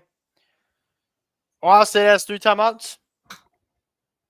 I don't remember offhand. You're going to find out in a second. I think they do. 2 minutes with two timeouts, plenty of time. They should be fine. Yeah.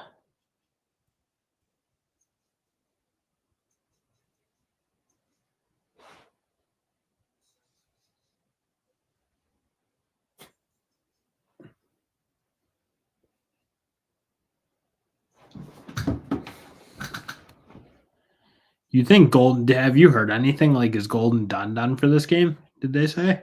I haven't heard anything. You can take a look at Twitter. They'll need him. You got to think, especially if Isaiah Bond's gonna be dropping balls like that. Yeah. Look, I think the offensive line is held up. Like I think if you were to ask me, like who's winning the matchup, I know they have 3 sacks, but I don't think those sacks. No, those were 2 of them were 100% on Quinn. Yeah. The one that Styles got was good play. But, yes, yeah, that was a blown assignment. But the other 2, unquestionably, were Quinn Ewers walking into sacks. Don't think he trusts himself as an athlete, which is not totally unfair. You know what I mean? Like, well, that's 100% it. I think you're right. if you don't get points on this drive, I think you go to Arch. It's the Arch show, just like it was the Tua show. Yeah. That couple, yeah, when they went to, I mean, I don't know. What? I think you probably have to. I don't know what Arch has shown you that gives you a ton of confidence that it's going to get turned around here. Yeah, but it's just going to be different because there's like a level. Like, well, I think FH is right. Like Arch with the athleticism in the arm, it just puts a little bit more pressure on Ohio State. And the fact that, look, Ohio State's been prepping for Quinn Ewers for the last week and a half. Arch is a different kind of quarterback. You probably have to account for an athletic quarterback and maybe put a spy on him, be more disciplined in your pass rush lanes. We'll see. That was such a bad penalty that Travion, that was so bad. I mean, they were driving. they could have squished them. Scores, yeah. That was you can't have yeah. I mean, I know I said it already, but your senior captain doing that, that's crazy. That's very frustrating.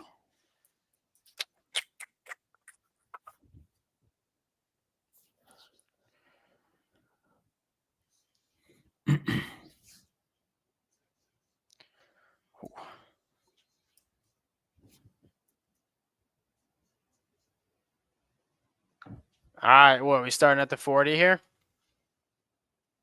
It was short. 3 timeouts.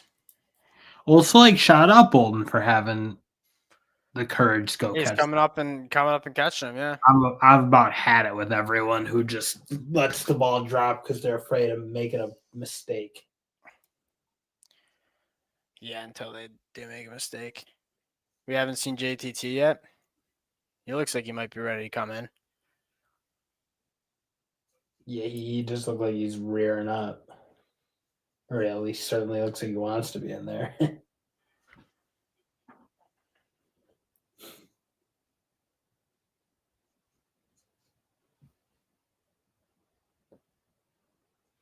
All right, Quinn.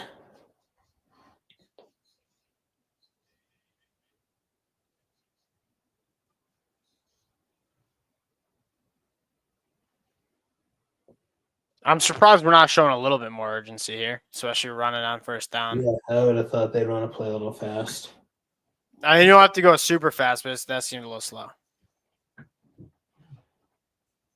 Although realistically, like 1 minute with 3 timeouts from there, like your whole playbook's pretty much open. I mean, not, but your passing attack, like you do what you want.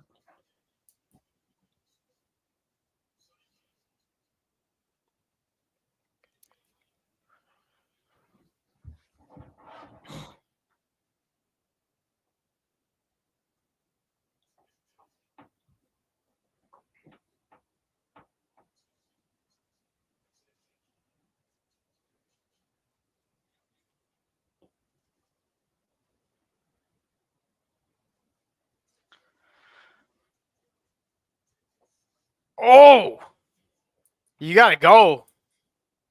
Good for Quinn. Wow, and a very that's an insane spot. You see that spot?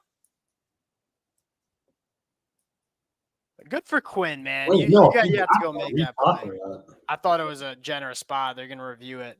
It's a little. I don't think it. I mean, I don't think it was that. That's a play that can rally the troops though a little bit, which I like. Rally him. Yeah, give him a agreed.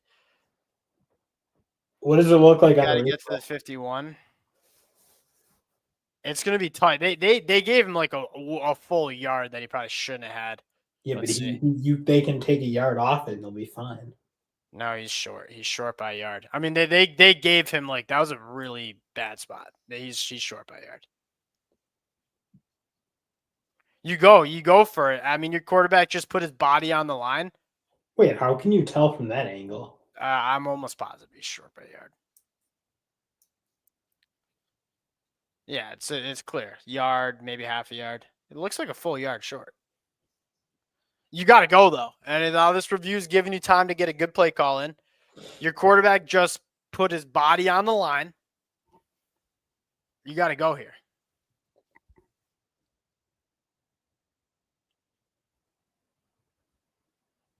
I think you got to go. I'm with you. Okay, Coach Stark's mauling the play sheet over. He'll dial it up. I would feel very scared. Now, do you do something? Do you like take a big risk here and maybe take a shot or something? No. Try to get no. Okay, all right, bad idea. You just get your first down. All right. What do you go to here? They got Arch. I think Arch has his helmet on. Oh, that's fat. That's fun. I still almost think you go to like a sprint out or something. Arch has his helmet on. You call the play Michigan called against him in 23. Run the tight end to the sideline. Work like a charm. Shout out Sharon Moore.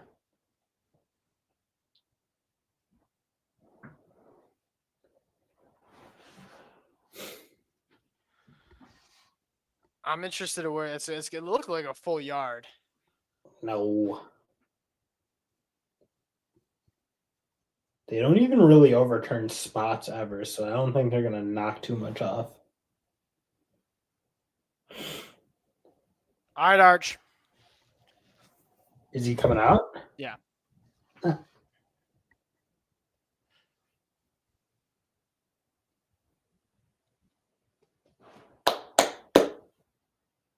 Are you a little surprised Gibson hasn't played more? Yeah, a little bit.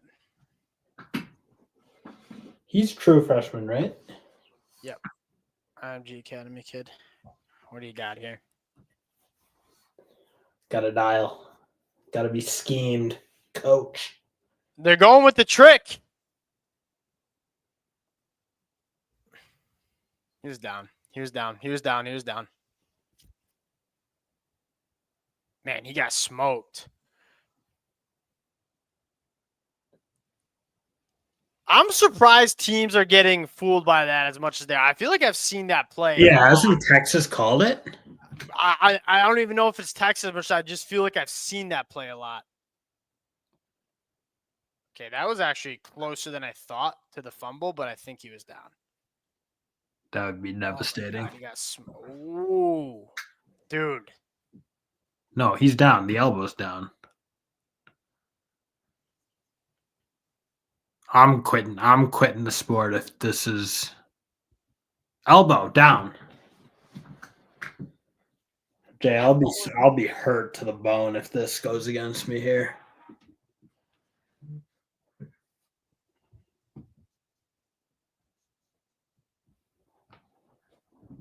But was that ball not like coming out? You can't. I think it's you call them down on the field. That ball looks like it could be coming out, but I'm all right with that. Yeah. Yeah. Okay. All right. He's down. Watch out. It's probably that knee before even the elbow. He got smoked. Yeah, Lathan did. Well, the back of the hand's down too, isn't it? I don't even. Oh, I think you're right. The back of the hand. You're right. The knee's down The anyway wrist. before the elbow. I don't know why I'm talking about the elbow so much. The knee's down pretty early. This is too long of a review.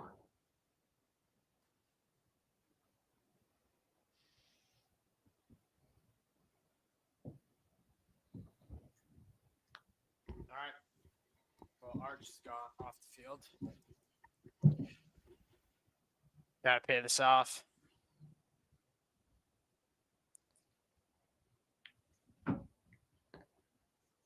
Yeah, Silas. Get loose and get out of bounds. That's huge. We're back. I wouldn't mind getting. I mean, Silas Bolden on that punt return, like, hey, he's giving you some juice, and he's giving you some juice all playoffs. He's been really good. I agree. Let's keep him on the football field. What do you say?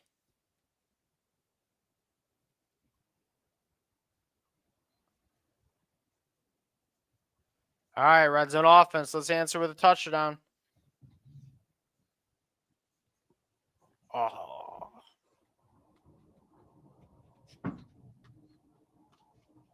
Man, these Ohio State defensive linemen just big, long pause, man. I know, really. I feel like they just get their hands on everything. They have been. They've done a good job with that. It feels like for a bit.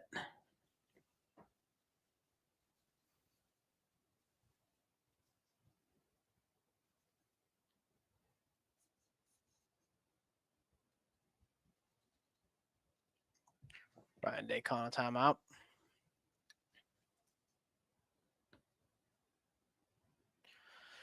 It's a big sequence here. Now it feels like if you don't get a touchdown, you feel like you need a touchdown going into half. This would be a huge swing, dude. Like, I mean, what are the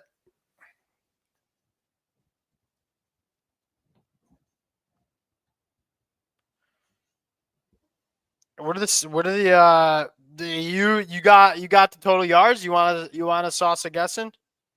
For Texas? Just both. Ohio State, Texas, total yards. Probably Ohio State's probably got about 130, and Texas maybe 90. It's horrible. Okay. Ohio State, $161, not bad. Texas, 146. I mean, they probably got. Okay, in fairness, how would I think that Texas moved the ball that much? It stunk on offense. Well, they moved the football on the first drive, and now this drive. And that's actually more even than I would have thought. I thought it was a little bit more like Ohio State's been outplaying them. Man, shout out to Texas defense. You got him. That's it. Jaden Blue, one-on-one with Sonny Styles. Cooked him. They went man covers there. All right, Jay, we're live here. We're live, baby. Quinn, settled in. Ready to play some ball.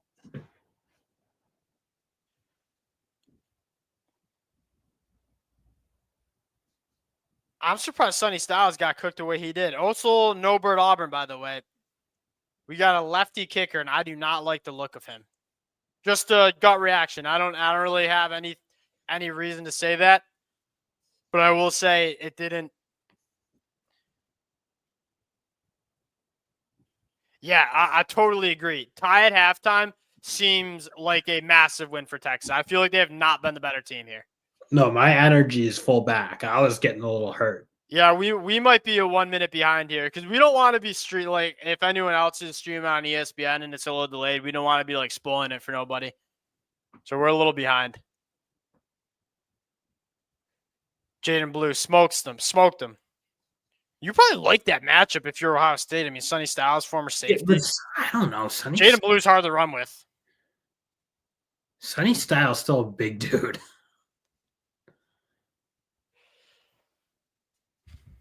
And there's also the element of like being a little bit slow to react. It almost feels like Or they gave him a little traffic too. That's just good. That's a good. All right, Quinn, have a little fun. I like it. Dude, I need Texas, and I like that they're dragging this game into the mud a little bit.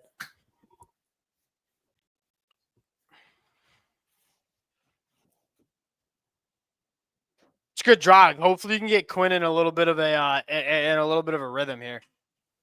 That's such a huge drive, honestly. Huge stop by the defense. Not a great punt. You got to give a massive shout out to the defense in general. The Ohio State hasn't scored a touchdown since that first drive. Dude, we've been propping the defense. Yeah, we have been. Sorry, little too much energy from the kid right now. You're coming at me hard. Well, totally uncalled for. It's kind of how the Saturdays go. It's Friday. This is why I come at you hard, if we're being honest. Some of us have a day job, so we don't just live the content. You think Ohio State goes into half? I think you probably do. Yeah, I'd be really surprised if they really go for it. Ryan Day doesn't have that type of courage anyway. I know it. Oh my God. Oh my God.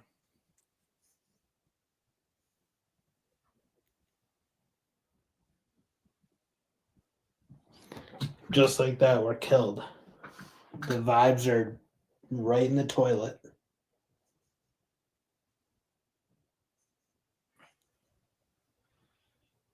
That's actually a great call by Kelly and Day. Like, just get one of your best football players in space and get some blockers on front, see what happens. And some horrible angles by these safeties. Holy smokes! He didn't even need I mean, like especially like know the moment. I don't know why we're trying to go underneath blocks there. Yeah, that I just threw up too. That's gross. Oh my God. He missed the extra point, though, I think, right? Oh. That looked like he missed. Oh, why does it even matter? That's trash by Texas.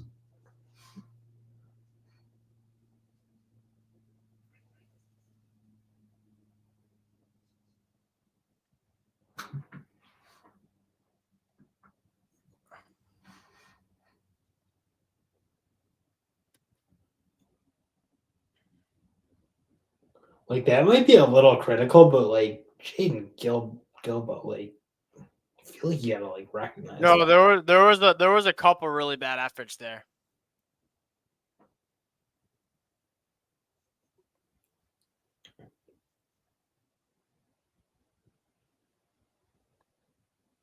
All right.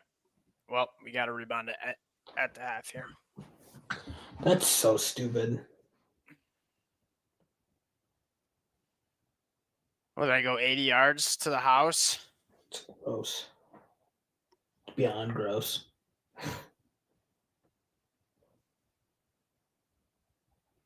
We were just complimenting the Texas defense. Nope. They only gave 160 total yards in that first half, and now it's 230 in 1 second.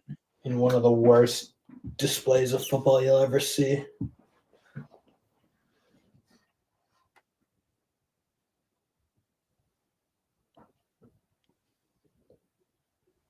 And like, why are they blitzing the nickel? What's even the point?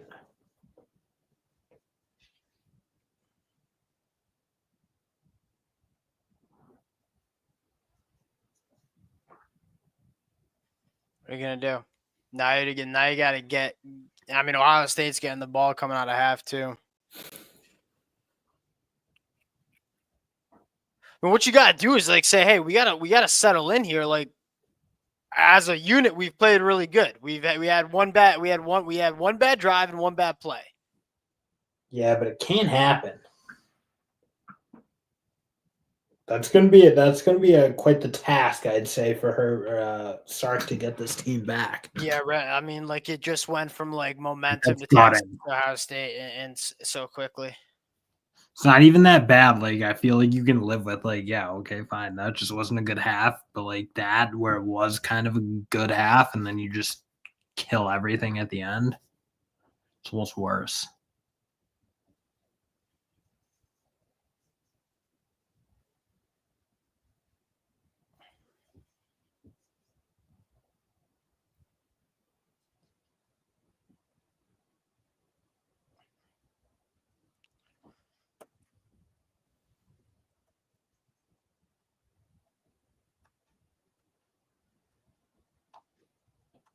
You think Texas has an answer here?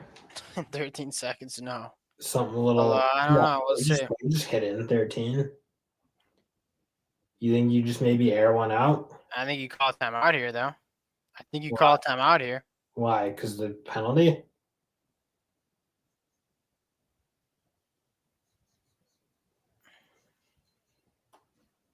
What penalty are you talking about? I was just behind you for a sec. I thought it was. Was there a penalty called? I thought that was a pre-play thing.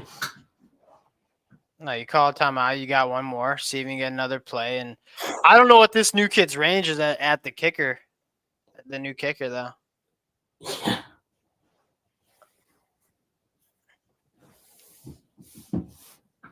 How old is he? No clue. Zero clue who the kid is. I'll get you. Will Stone Jr. All right. There you go.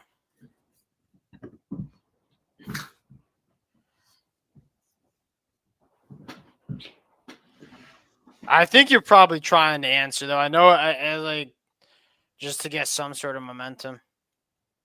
I mean, you have a shot Yeah. to do it, I suppose. Need a lot of that right now. All right. I mean, are we gonna hold though? Okay. I mean, but now you Just throw in the towel. no, stop that. Stop that. Go to bed then. Throw in the towel. You're out here last night. I was about being aggressive. I was talking about the first half.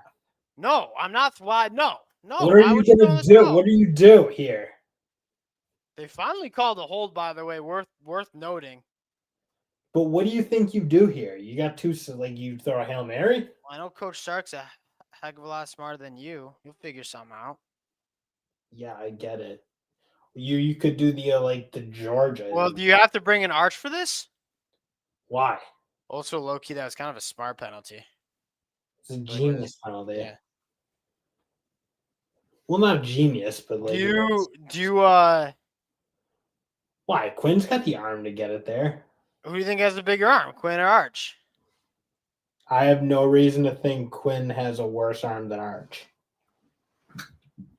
I don't know. Arch, I feel like all his highlights from high school are running. That is just woefully untrue. It's It's a crazy take. He's a good athlete, yeah.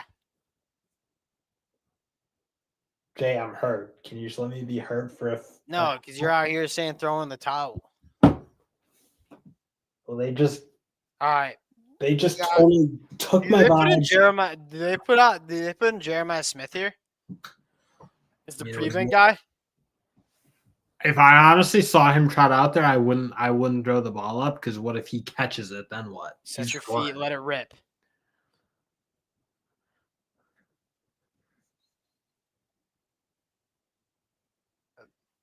Jaden Ballard was out there, no? He's in the portal. He committed to Oh, that was lucky that they was it Wisconsin? Yeah. Let's see what Ryan has got to say. Now need to listen to that guy. I'm gonna run to the bathroom quick. Get some drink. Can you bring me down a water? Yeah. Thanks.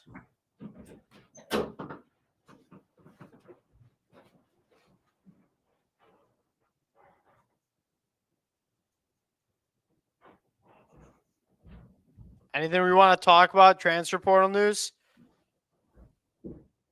Yeah, so I haven't been reading much.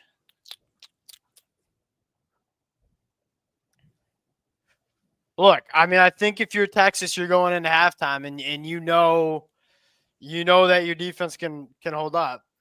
I think that that's probably the positive takeaway. Now you got to start getting the ball going on offense. Like outside of that first drive and then that play we saw to end the half, like this Texas defense, you know you can deal with them, and I think that's a very good sign. There ain't a lot of defenses that can run with Ohio State. Texas can. And Quinn, I mean, ending the half with that touchdown, hopefully settles him in.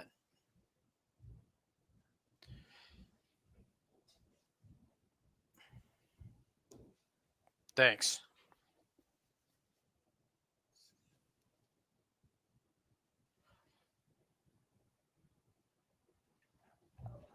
I'm gonna just fill it up here.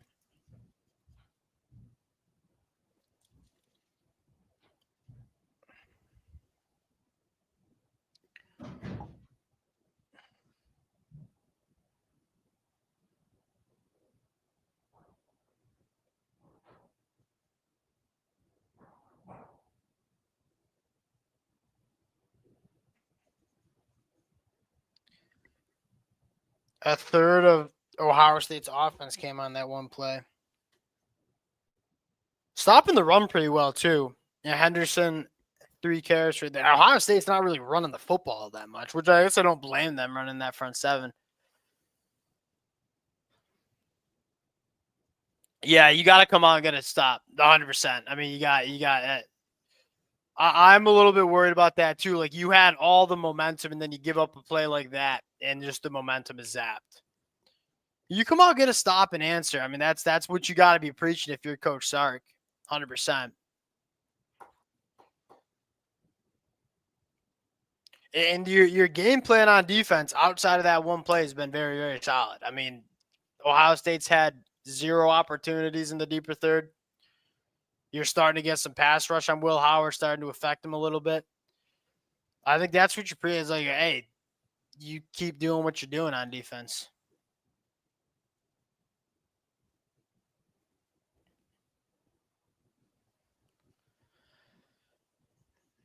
Yeah.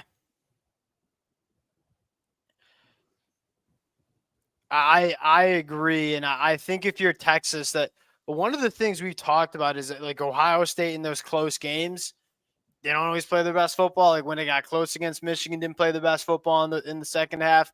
In Eugene, Oregon earlier this year, like can you keep it close? Can you keep Ohio State a little bit tight? If you get them up 2 scores and they start loosening up a little bit. And I think Will Howard's been pretty dang good. Like the ball placement's been pretty solid. I just think Texas not giving them a ton of opportunities, which I think is a plus if you're Texas. We got to get some going on offense. I'm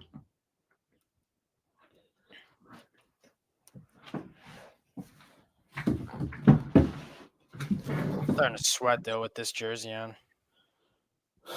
Yeah, the hat's getting a little itchy, but I need to wrap it. Just so Ohio State knows that they're under our thumb still. Oh boy, good chirp. Love it. I was trying to think of something.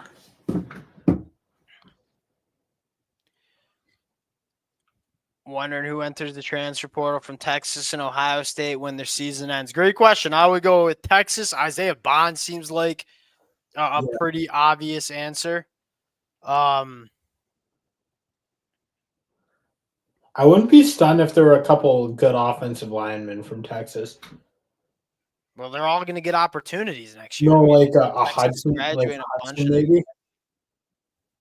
Well, if you're older or not, yeah, because you got some young pups coming in. But I think there's because you're No, I'm just thinking like Cole Hudson's a junior. He's kind of like a part-time starter, but he'd start almost anywhere. He's like a But I guy. think Cam Williams is going. I think they're losing majors at center. I Like I don't think. think Cam Williams is gonna leave necessarily. What about DJ Campbell? Oh no, sorry, DJ Campbell. Cam Williams is gonna probably leave because he's first round, I think, or people think he is at least. It depends. I mean, I don't think the offensive looks. I think there'll be enough people leaving where they stay. I think Isaiah Bond is the one that jumps out to me the most on offense. On defense, they got a couple guys in the secondary that haven't played as much. Like, Xavier Filsaime, he's from Florida. Is he going to go back to Florida? He's committed to Florida. Yeah, but they're young. But they're gonna, yeah, they're young. But it's also like the guys who are starting are kind of young too. Yeah, I don't know. I think Ohio State, but then Ohio State's kind of in the same boat where it's like I think they've lost a good chunk of the guys they're gonna lose. That are going to leave. That is probably true, but also like they're losing a lot too. So a lot of these guys who aren't playing right now, who you'd say would be transferring, might have a lot of opportunity. I mean, they're going to lose their whole defense, right? If you go through that, it's like JTT and Jack, Tyleek Williams, Hamilton, Denzel, and probably Igvinosin, although I think he has another year. Lathan will probably. Lathan Ransom's out. Cody Simon's out. Yeah, they're going to lose a lot. Yeah. But they've also recruited quite well. No, I'm not saying that like Ohio State's going to be dead. I just don't think there's going to be that many more guys hit, I think. This is MH. I agree. Offensive, like, that was the biggest question mark is can they, like, Oregon wasn't really, in Tennessee and Oregon, I think have solid defensive lines. They're definitely getting after Will Howard a little bit here. They're not even trying to run the football. I think with their running backs, they've only ran it 8 times in that game, threw it 20. Texas has tried to be a little bit more balanced, but I mean, both front sevens are so good. I don't think either team's gonna have a ton of success running the football. That is the big question mark for Ohio State. Like, if you're trying to find an Achilles heel, it's the offensive line. Yeah, 100%. The Texas's defense, I think, I know it won't necessarily show on the stat sheet. I think Ohio State has over 200 total yards, 230 total yards, but I think they're doing a good job. I mean, I would say almost half of that came up on one play, 33% of it. Yeah, but that really can't happen. Yeah, Dill, we're trying to move on from it. It's a new hat. You're right. I'll move on. I don't know if I'll be able to move on, but I'll try. Yeah, do your best. That hurt me. I'm like the Mark Gastineau, Brett Favre. Yeah, and like not allowing so much separation and forcing Will Howard to pat the ball. The Texas second, like the Texas, this is the best secondary. Although Tennessee's got, I think, a deep, but Tennessee doesn't have the safeties that Texas does. But Texas is doing a good job with the wide receiver. Like, you haven't seen a ton of separation. Will Howard diced him up a little bit with the zone on the first drive of the game, but nothing vertical. I think one of the things like, hey, we're not giving any explosive plays, and so we're forcing to go 12 plays, 80 yards, and score. Besides the one explosive play. And Ohio State's run into a couple penalties, took a couple negative plays, and kind of killed their drives. I think that's like very underrated. If you can stop the explosive plays, their offensive line is going to give you a couple. Yeah, I agree. That's kind of what Michigan was able to do. do. They don't have individual guys who can block really high-level D linemen one-on-one. So if you get your matchup, you can win. Yeah, we're getting half of that. I think Texas defense doing a dang good job against Ohio State. Quinn's got to play better in the second half if they want to win. I'm kind of, he definitely hasn't lived up to what we thought he was going to be coming out of high school. And I think his ability to just not be creative when plays break down, it's becoming so, like, even in the NFL, but it's like in this modern era of football, both in college and the NFL, it's like you gotta got to be able to extend plays and be creative. And Quinn just struggles with that. And when the pocket breaks down and it starts getting muddy, he just doesn't play his best football. That's definitely true. Like, there is that minimum bar you need to clear as an athlete, and realistically, he's probably not clearing it. I mean, even I know I'm gonna bring up like a goat, but like Pat Mahomes, it's Yeah. not like he's Lamar Jackson, but he can extend and he can be creative and he can put Like, some even pressure. like a Carson Beck. Like, Carson Beck's not a great athlete, but he'll give you enough. Or maybe even like a Cam Ward, although Cam Ward's on the edge. Well, but Cam Ward's creative though. Like Cam Ward can make it happen. I wouldn't say he's the best athlete. He can certainly make it happen. Yeah, that's true. Crazy. Look at the win probability. Yeah, that's funny. Dead even. It was dead even, and then that one play shot up 22%.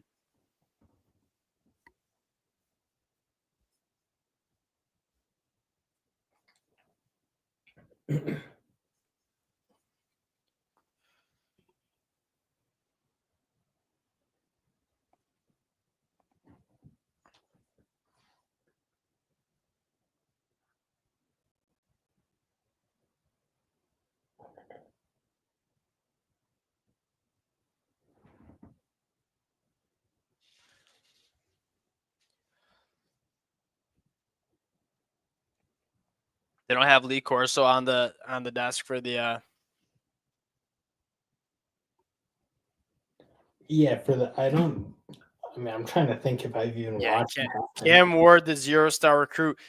I mean, like I'm sure you probably heard it. He played in like a wing T offense in high school, so he only threw the ball like 12 times a game. Just didn't get any looks.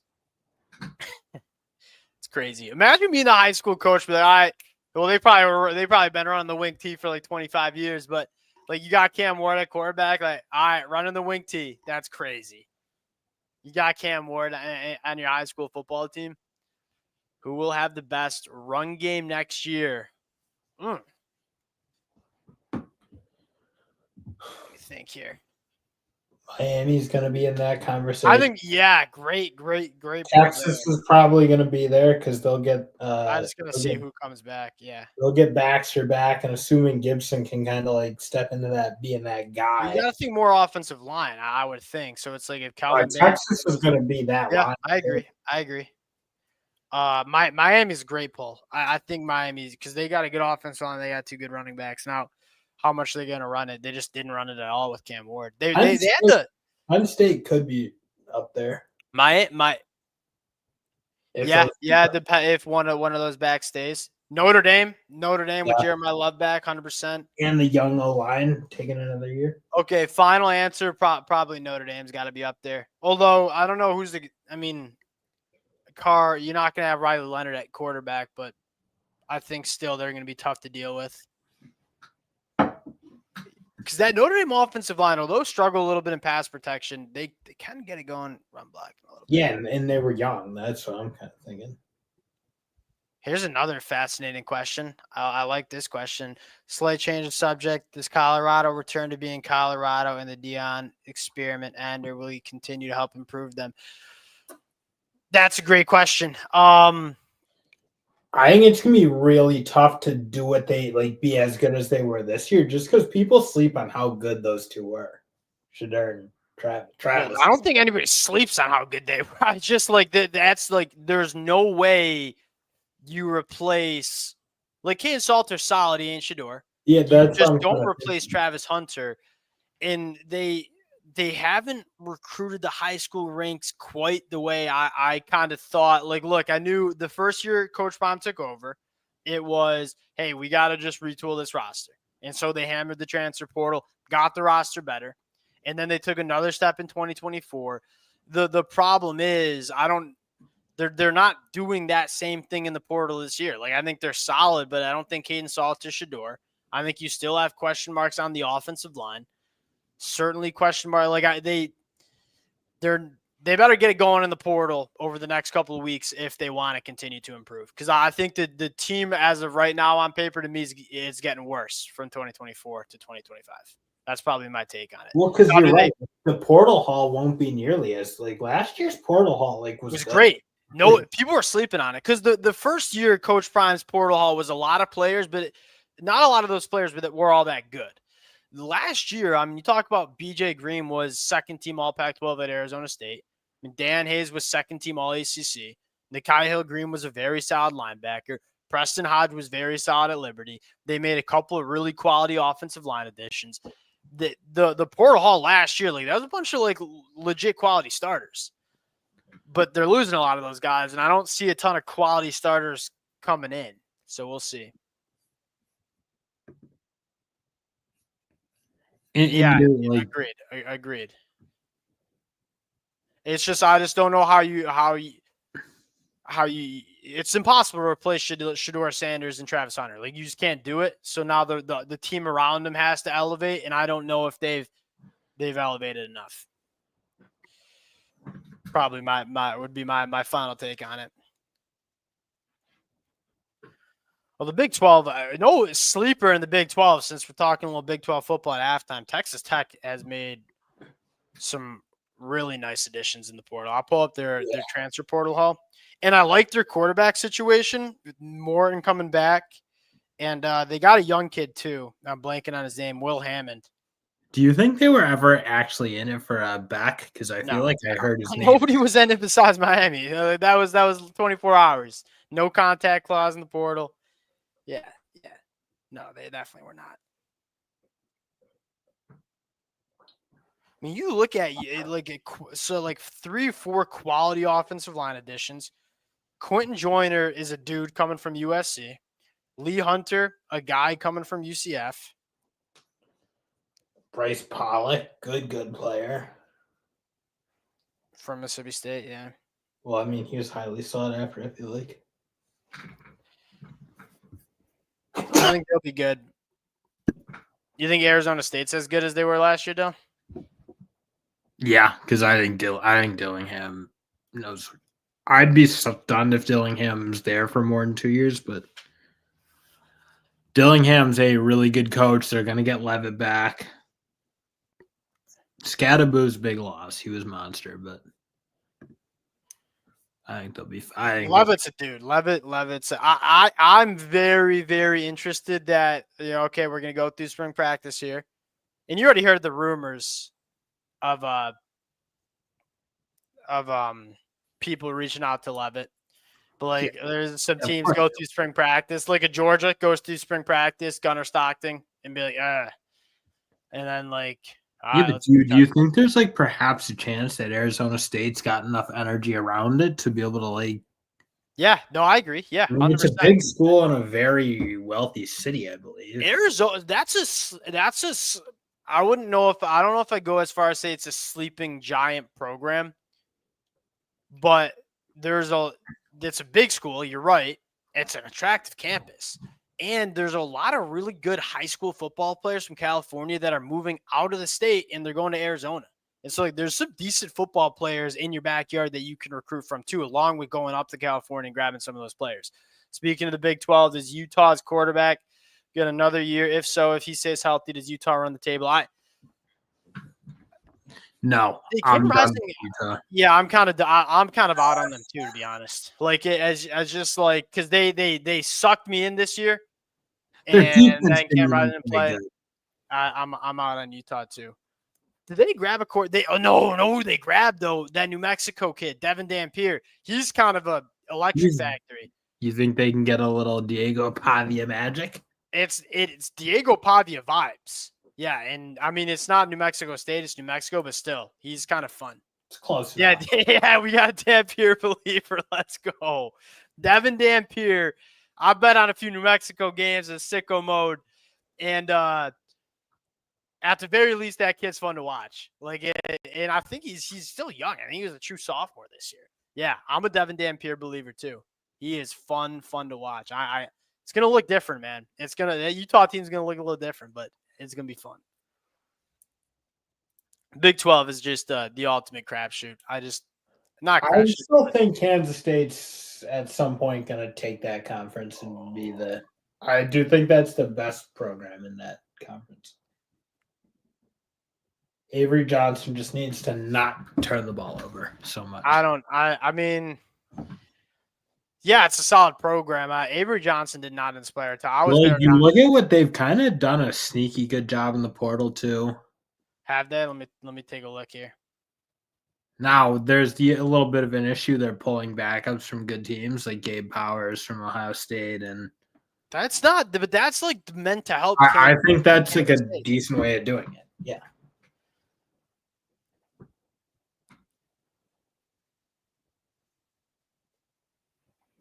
Oh, this is great. Do we want it? Okay. I made sure. Yeah. I mean, Oklahoma's guys. I wonder. I'm a little concerned about Brent Venables. So I'm an SEC.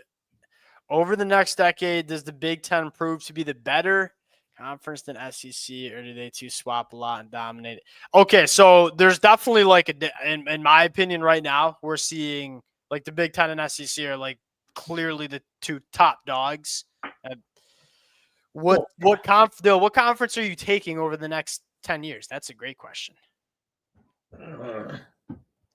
Like, Ohio I State's still going to think I would, broadly speaking, take the SEC. I think so too. As much as I hate to say it. Now, like I think Oregon really helps coming in because Oregon's been Yes. a problem for the Yes. next period. Agreed, but then Texas helps that Texas I don't helps. think people, and definitely a bit homer for sure, but like I don't know that people realize how what Michigan can possibly be under Sherrone Moore if he brings the Yeah. like energy he's bringing in, the attitude of like we're gonna do everything we need to do to compete.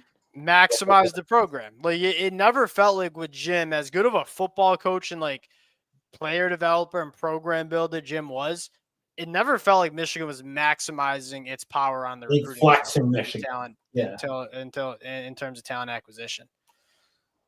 But I just like, do I ever think like an Illinois or a Yes, this is the exact argument I'd make.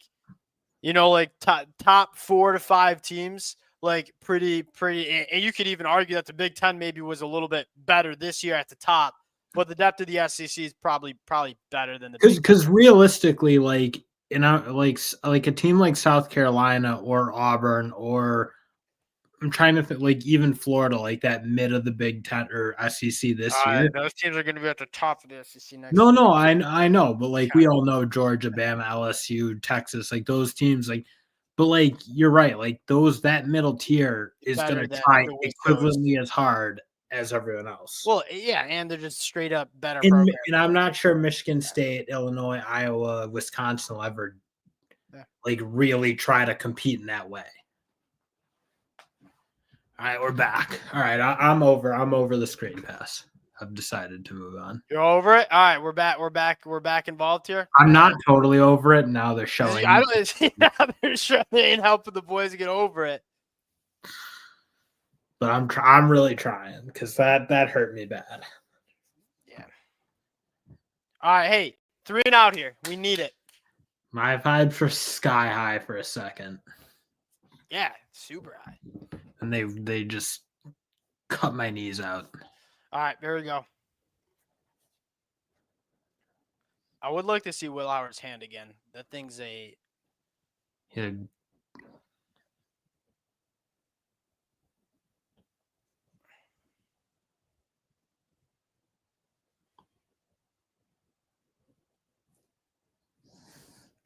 All right.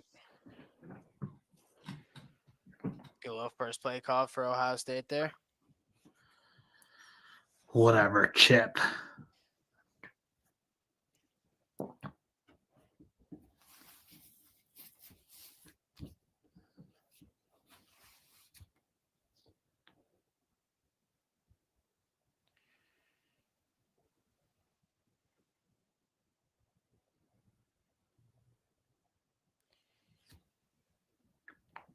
Good tackle, Makuba. Mm-hmm. I'm surprised we're not seeing Ohio State try to run it more with Texas just pretty much exclusively going with the too high look. Well, I don't think that's where Texas wants to, or Ohio State wants to get to. That'll get them in the Michigan. Yeah.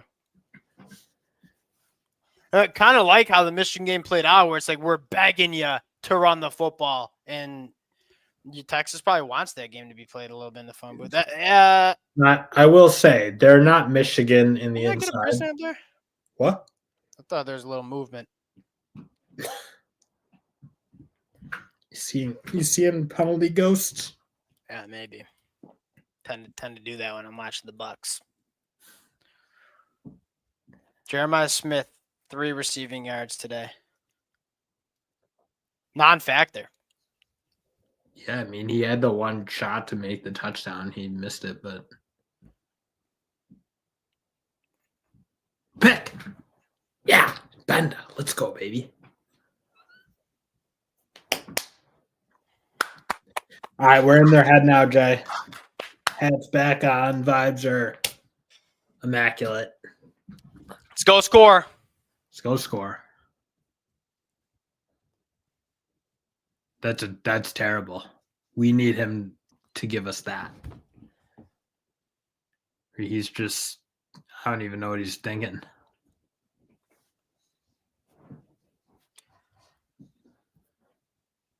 Attaboy, David. Needed that coming out of half. That's it. That's exactly what you scripted up if you were Coach Sark. Say, let's go create a turnover. Let's go make a play for our offense here. What's the big one? Affecting Will Howard. Tempo. Are we going tempo here? Hope. That's a play you go tempo off. Yeah. Will Howard's looking up. We got him flustered. Yeah, you got to get him a little rattled. That's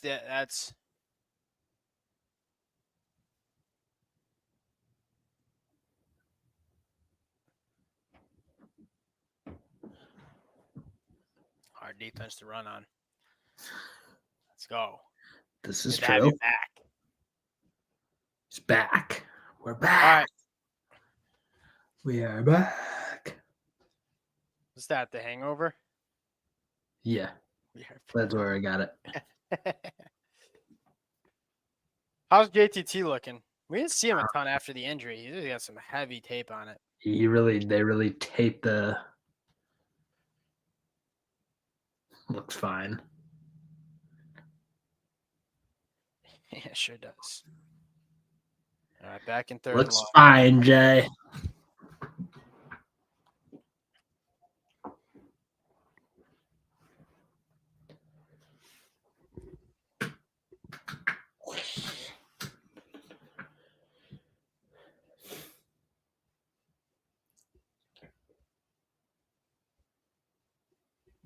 Matthew Golden sounds like he's not coming back. I would like to see a little bit more Silas Bolden. I'd like to see a little bit more Silas Bolden. I know, dude. He's done good when he's gotten the ball. Got a punt.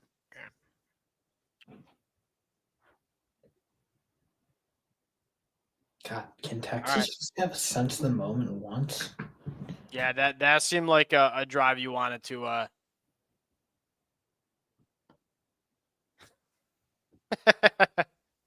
What? Was it Michigan State promoting someone I've never heard of? Not on Twitter. Another injury, Cody Simon.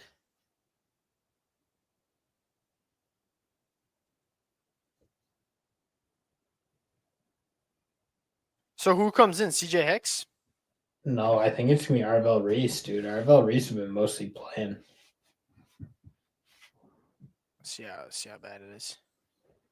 He wears the green dot, I believe. CJ Hicks might be someone who's out, by the way.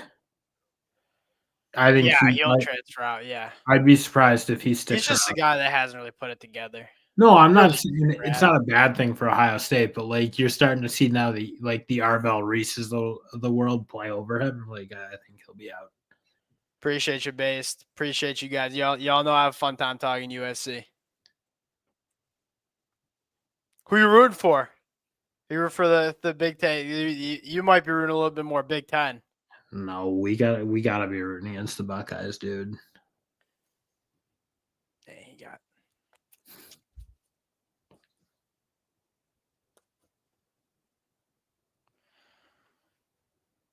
I like what we've seen from this punter. Another solid one. Not really letting them return it consistently inside the 15. Like it. All right, get another stop. We're asking this Texas defense to get a lot of stops, though. No, I know. Although this game's making me have more hope for Notre Dame. Yeah, agreed. This is a version of Ohio State that's like very beatable. I would agree with that. Now, my question is, it's not exactly Texas Notre Dame does not let that screenplay happen. They're too solid. Fair enough, based. Godmother, gotta ride with the godmother. Respect it. I do like this version. Plus, yeah, that's the real reason. We had some USC fans in last night talking about it. That is fair. Can't have Notre Dame win it. Good Lord, this is looking like Auburn, Texas. Yeah, and it's been Texas problem all year. Like, just not. I wish we got to see, and like y'all know, I do like that South Carolina program, so maybe a little bit biased, but the way South Carolina was playing football at the end of November, I wish we got to see them in and just seeing what they could do. The last game they lost was in Tuscaloosa, 2 points, 25-27. Absolutely shouldn't have lost. And the team was just, it felt like a different team in the back. And that, I don't know, you kind of got me down a rabbit hole here, but like, I wish there was more conversation about like well, I guess you have to evaluate the whole resume. Like, I get that. But that South Carolina team was fundamentally different from the team we saw in September. Yeah. But I get you can't just like throw away 1 month. I get that. If you did that, you maybe put Michigan in it. Almost for sure could have been a problem. But yeah. Consistent. Ole Miss had a championship roster, like a national championship roster. They just did not play consistent enough. I totally agree with that. That was one of the most dangerous teams. Like, if you got Ole Miss's best performance, it's about as dangerous as it gets. Totally agree. Also, I agree that I think Notre Dame. What do we think about Ole Miss? Now we're getting down a little rabbit hole here during the commercial, but what do you think about Ole Miss next year? I don't. If that Austin Simmons guy is the truth, what we've seen from that kid, he slings it. He came in and was like nerves of steel. And it sounds like they have, like, I always like, okay, are you confident in your quarterbacks that you have in your room? I evaluate that and what do you do in the offseason in the transfer portal? Like, they went after like Anthony Calandra, which is telling me they like Austin Simmons. Yeah, he's a backup for Ole Miss at the end of the day. All right. Texas speed, let's go.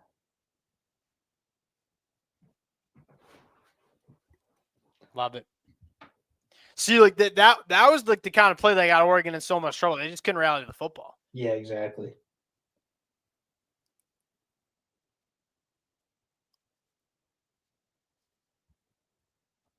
Yeah, I agree. It did feel like this was Ole Miss's year. Best roster we've seen them have in a very long time.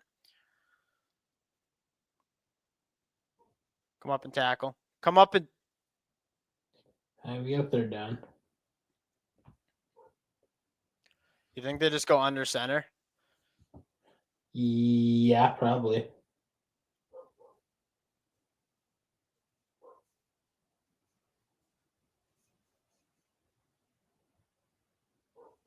Two really good defense coordinators. They're talking about that on the broadcast.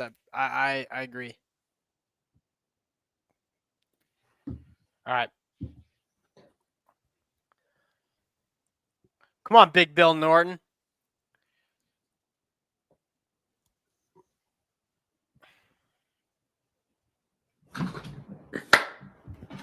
Let's go.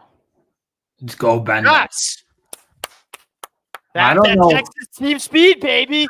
Come on. They didn't like I don't love going to the perimeter against Texas there. I think that's They are painfully scared of playing between the tackles.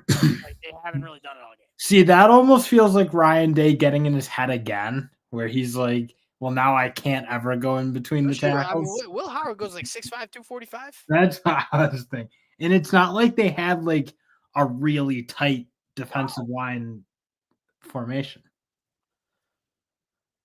Ryan Day's in his head, Jay. We're in his head.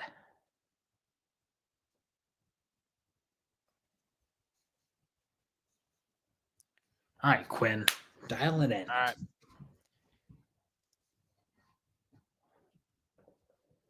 I feel like Ole Miss did that though. Like, you know, Jackson Dart came back for 2024. Trey Harris came back. Yeah. But I also don't think Ole Miss can do that because they're so heavy on the portal. It's just not how it like. Yeah.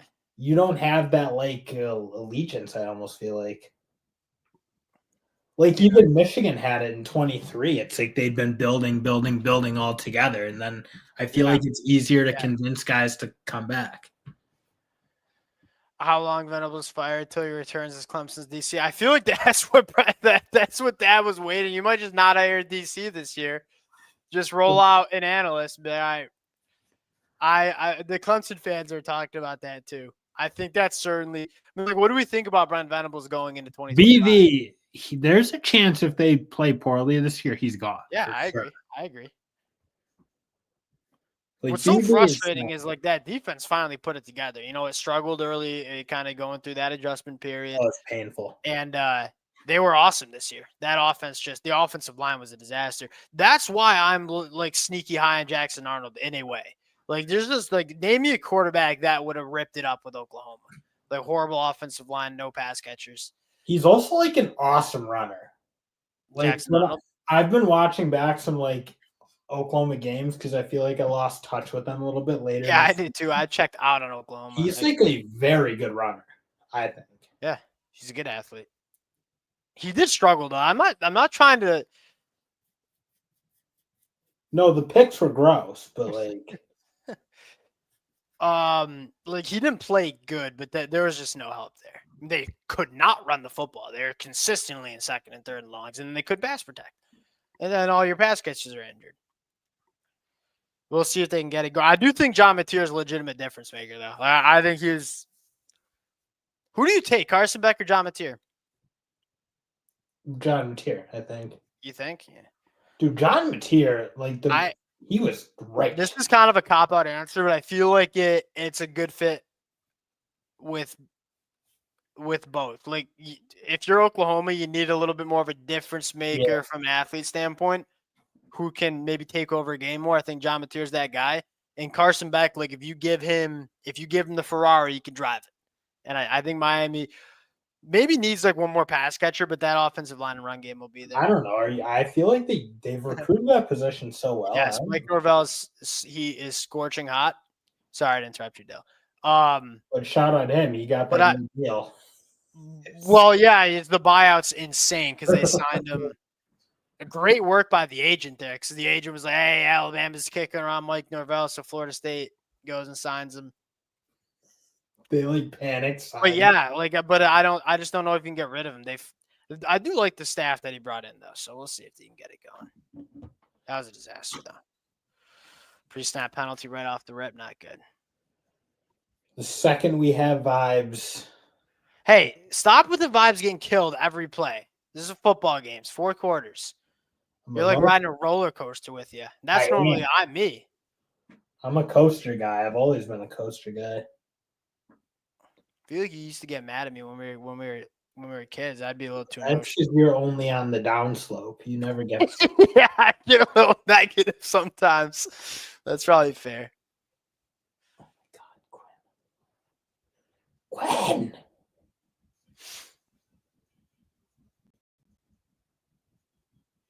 This ball better have been tipped. What is the deal with that throw? It's just tears horrible. Wasn't tipped. Well, yeah, I guess it was actually. Well, low-key, that throws me bad either way. I don't know why he doesn't drive balls more. Like it feels like he's just always just throwing with like touch. You're like, go rip it. I agree with that.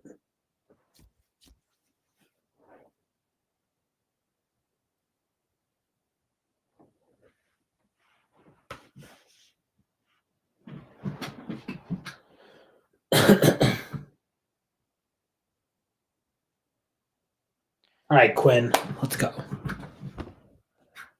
Quinn. It's got to be Gunnar Helm here. It's got to be. He hasn't gotten too involved. He had that one where Quinn kind of sailed it. Oh boy, we got whipped up Oh, front. no. Oh! Yeah. Was his knee down? His knee definitely might have been down. That's what we need from him, like being a little creative and go out and make a play. Being a ball player. Was his knee down? We got the replay coming now. Jack Sawyer. Jack Sawyer whipped Cam Williams there. Not down. Come on, Quinn. I don't think it's down either. It's close, but it's out.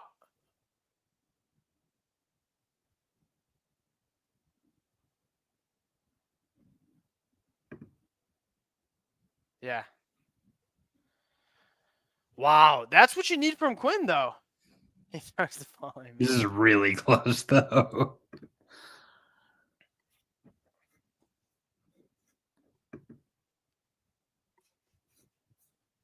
Come on. I feel like you needed more. Yeah, this is what you needed from him. Good for him. Play stands. Let's go. All right. Hey, just need one.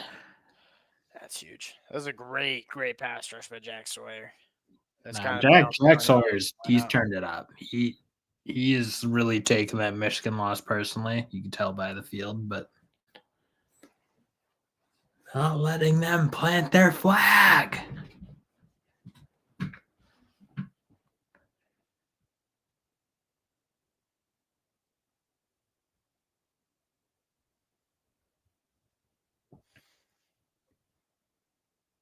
Nice.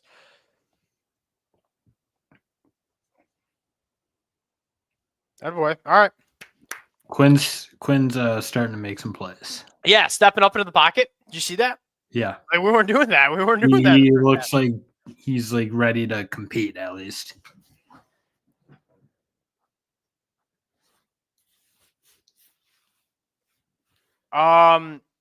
Did you say this? So it's closer to the one that lost to Michigan, I would say. It's stuff they're not playing nearly as good as they played against Oregon, that's for sure. They're probably not playing as bad as they played against Michigan either. No. They'd be getting housed if they played that bad.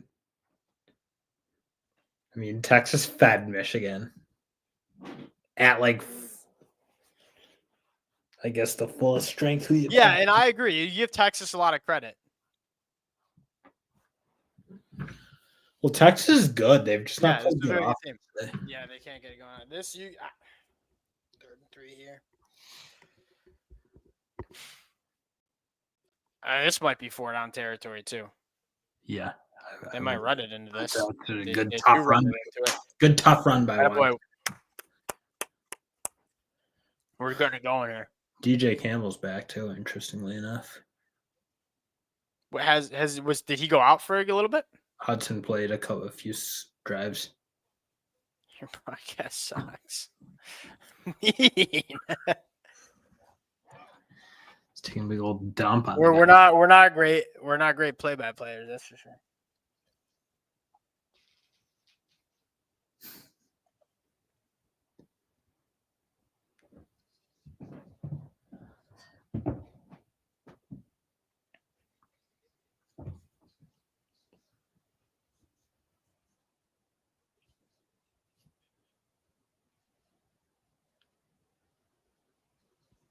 Quinn.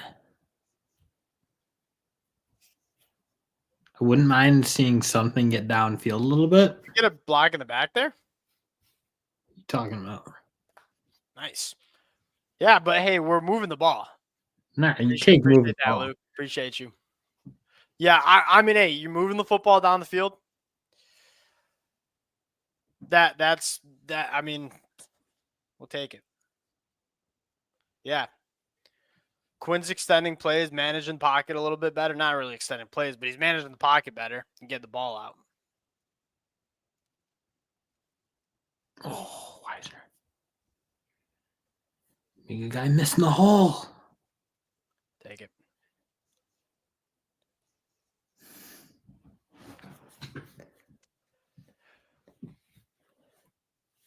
Getting a little going in the run game, too. They really did not run the football They're at all. running the ball fine, right? They haven't hit any explosives, but like, you take 4+ a carry if you can, or around 4 a carry any day. I think you can get That's it. probably the biggest knock on this Texas team is they don't have that true difference maker. No, they definitely don't have that, but I could not believe how well Texas ran the football against Clemson. that'll puzzle me till the day I die. Yeah. But also, just Clemson's ineptitude on defense will puzzle me. Yeah, that was They got like 2 top 5 players on the D line, and then Devontae Capehart, sneaky, might be a first rounder too. Oh, that's rich, but they're good. I agree with that. No, you're definitely maybe a bit of an exaggeration, but not crazy.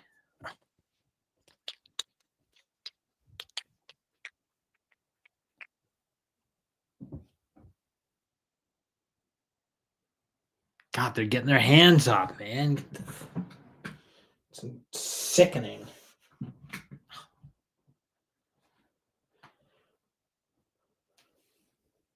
All right, let's try to get a matchup again, right? Like Jaden Blue on someone. I think they might be doing it.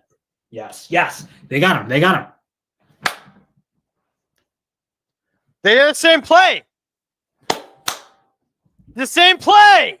Come on. Oh. Same play they scored in the first half, yeah? Yeah. Good call, Bill. You said that before the play. Wow, they went right. They just blew the coverage there, yeah? No one was on him. I think I don't know what happened. I want to see the replay a little bit.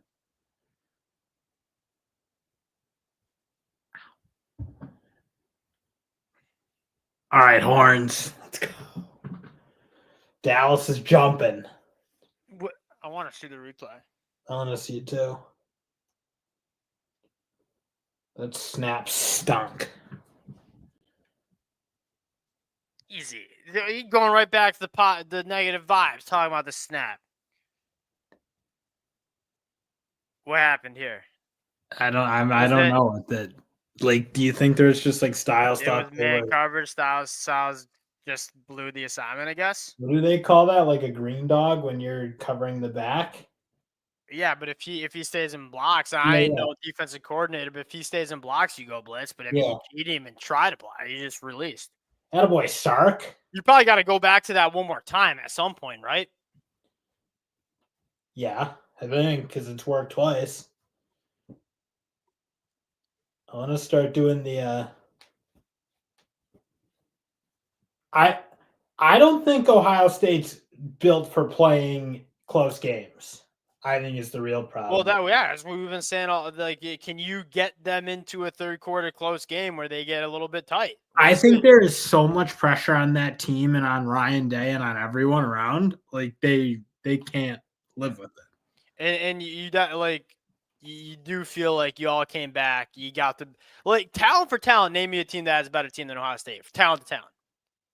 No, there's not. It's not no one for sure. No one. All right, I use the bathroom. But this is where you got to get Ohio State. Because I think there's a lot of it with I think Ryan Day feels it as much as anyone, honestly, and I feel like there is an element of like head coaches rubbing off on guys. I will say, this isn't a great look for Oregon. I'd probably agree with that comment. But I think Oregon's kind of building, frankly. I don't think this was going to be their year. They need to get their recruits in the building. But that program, they're moving in the right direction. Yeah, I mean, equal in talent, that could be fair. I do think, like, I look at, like, especially on the defensive line, just I feel like Ohio State's deeper. I feel like their skill positions are playing better too, but I mean, you're right though. Texas is loaded. Texas is really, really good. I don't think they take much of a step back for anyone, and that's major facts. Texas offensive line's infinitely better than Ohio State.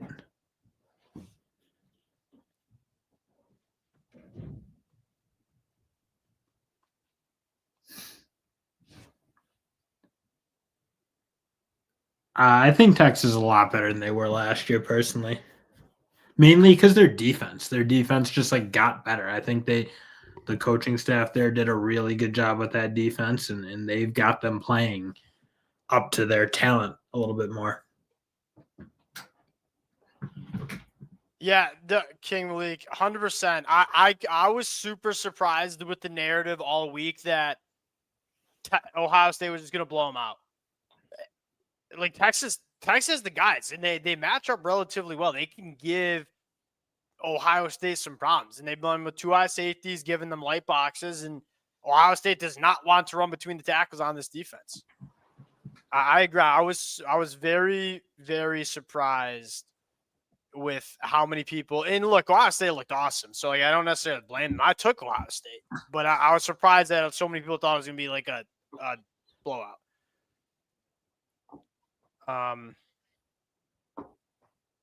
What else?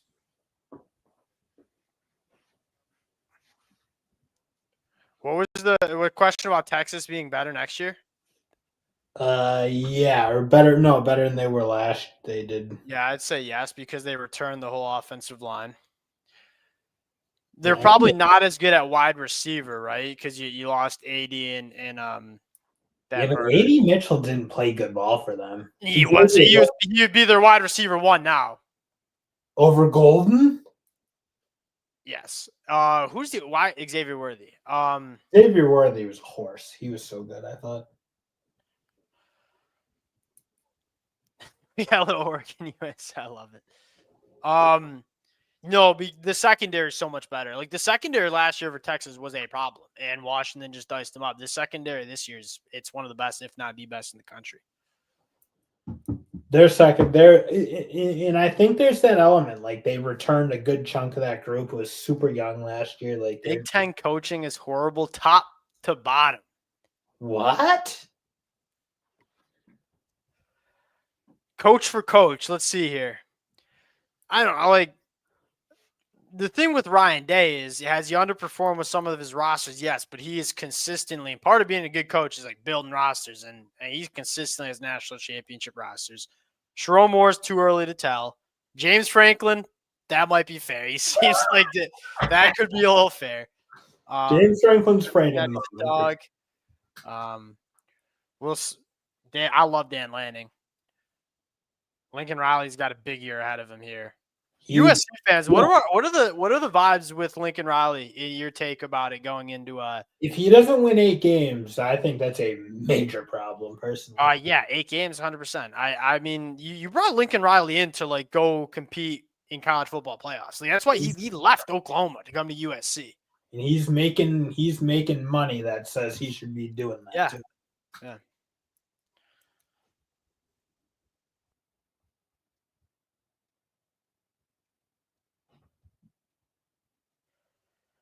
Head to head, Georgia's still the best. I agree with that. Yeah, that's pretty fair. I still think Georgia right now is still kind of the. So we're at 9 games for Lincoln. Yeah, I think that's a fair number. Oh, King Malik, you're a Gators guy. Love it. The Gators. Yeah, they're gonna be someone next year with DJ. I'm fired up for them too. Very excited for Florida. It's a big year for Billy Napier too. Like you got a roster, like kind of a loaded defense, so they're kind of ready. They're primed. Yeah, and you have that difference maker at quarterback.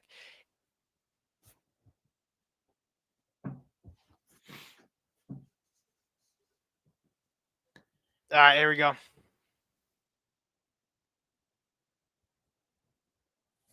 Flag. Oh no, another one. They're losing their composure here. I love it. Is that Seaveld? I don't know who it was, but that's pretty dirty.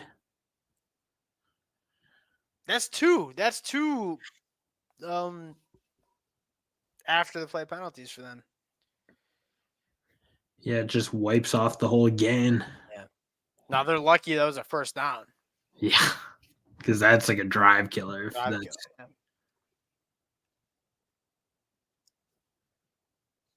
I mean, he really just lost his mind on what he's thinking. That's dang. That put Makuba in kind of a bad spot, man. Yeah, dude, it was really, really dirty. I don't know how dirty. Like I think he's just cleaning up, and you see plenty of offensive linemen do that, but that was just stupid. Nah, that's really late. Yeah, well, Like everyone else has stopped playing.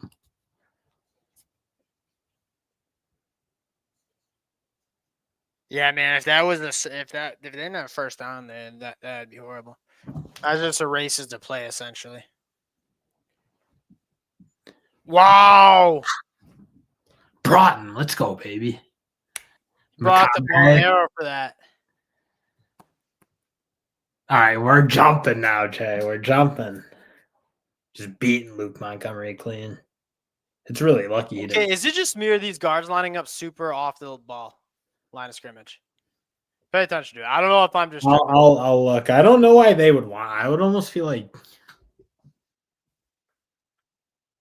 Yeah, that's back there for sure. That does feel like a lot of depth. Does it not?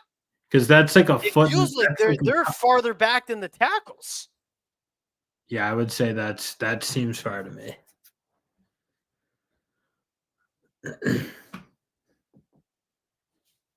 Ohio State looks a little rattled right now too. 100%. Texas win probability has jumped over 50. Let's go. We're at 50. All right, we got to get off the field here. Let's just get a pick. How about that? And we get Ryan Day in his own head. We break them.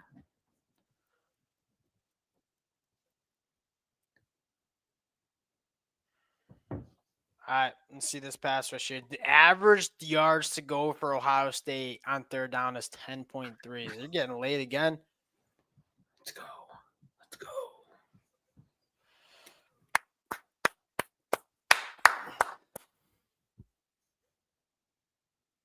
Rochester, New York, Darkwing Duck, by the way. That's the home base.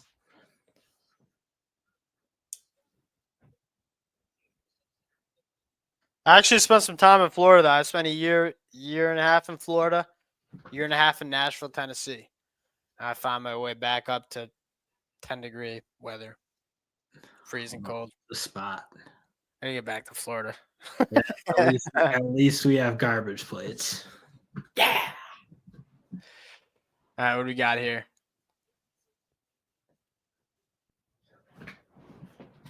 Florida has talent. Are we talking about the Gators? Yes, I think they're going to be really good next year. I can't wait for the Gators. I got the swamp sign. Yeah, we got that. You got that. Wow. Welcome to the swamp. What was it? Yerbo Market in Tampa? Is that what it was? Something like that. Yeah, it is so cold here. While we're talking about weather real quick, I'm just going to complain. Horrible. I want to go back to Florida. All right, let's go. Back to the game. Getting the run game going. These safeties for Ohio State tackle in space really well. They don't miss tackles. No, whether it's Lathan or Hancock or Caleb. Caleb's playing more like nickel. I think right. Yeah. No, now he's playing the deeper third. Get rid of it.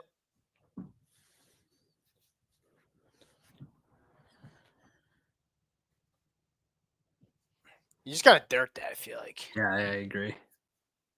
Although they've been able to dump into the flat and make some things happen. All right, Stark, let's dial something up. I think we're going to the fourth here. Give him some time to to get the call right. What we do is we run that play with the running back out the backfield again. That was genius. You just run it the rest of the game, I think. You just run it in every big spot. I would not be surprised if they don't go to it at least one more time. No, you have to, I think. It feels like the momentum's switching a little bit. Oh yeah. We're back live. I think Shamar James went to the NFL. Yeah, I thought he did too. But the linebacker room is disgustingly loaded for Florida. I mean, like Miles Graham, Childs, Pop Howard, I think's a dude. And they're all young. They're all just getting better. They got like 5 linebackers that are very, very 4, I think. 4 really good linebackers.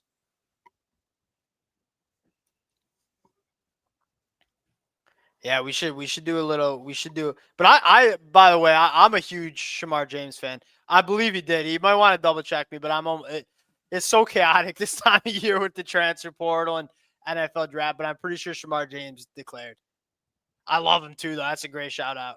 I think I wish he stayed for one more year because I do feel like there's that next level that he could have reached because he's a freaky athlete.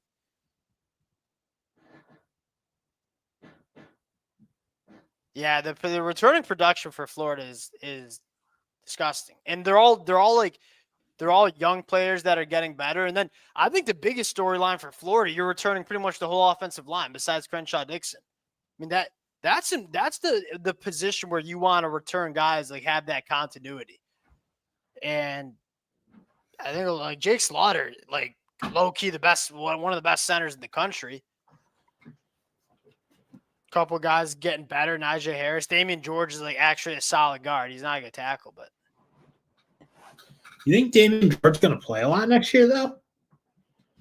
I mean, Bryce Lovett's probably nipping at his heels a little bit. We'll That's see. kind of what I was thinking. Like he's not going to beat out Najee, and Lovett might be good. I'm interested. King Malik. I'm interested in Fletcher Westphal if he can start at tackle opposite Austin Barber. I loved him coming out of high school. I know he dealt with some injuries his freshman year. MH watching this game. Yeah, it depends what version of Ohio State you get, you know. In the second, yeah. You get this version of Ohio State, like they don't score much on Notre Dame. No. I mean, Texas has pretty much taken away Jeremiah Smith. I think he has 1 catch for 3 yards or something. Yeah. You think Fletcher needs another year? Definitely might be the case. That's really, I mean, like you're going into spring practice with 1 question mark on the offensive line. It's a heck of a lot better than a lot of programs that are going into spring practice with so many questions.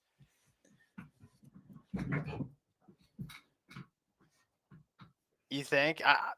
We'll talk about that.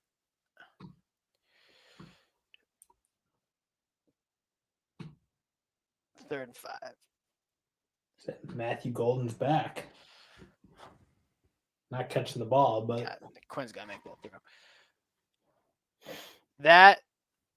That's true. This Texas defense is a different animal. I would probably agree with that. I also don't think Ohio State's.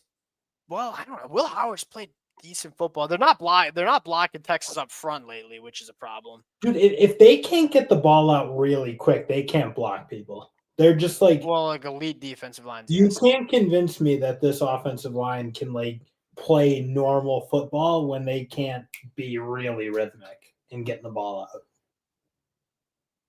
Which is wild because I feel like the first 2 drives you saw that until Travion Henderson had that penalty. That was killer.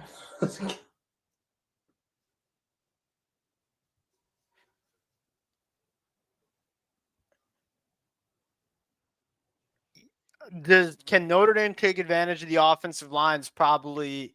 Like what? I mean, whose defensive line are you taking? Texas or Notre Dame? I'd probably take Texas.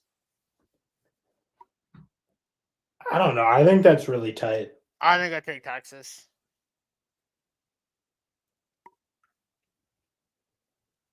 Not saying Notre Dame can't take advantage of the offensive line either. That's definitely not that. But I'd probably take Texas front more.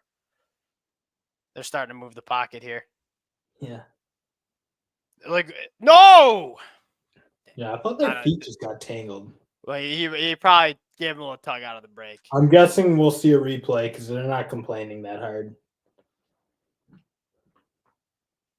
All right. Well, I'd rather just give up a pass interference call than a 7-yard touchdown.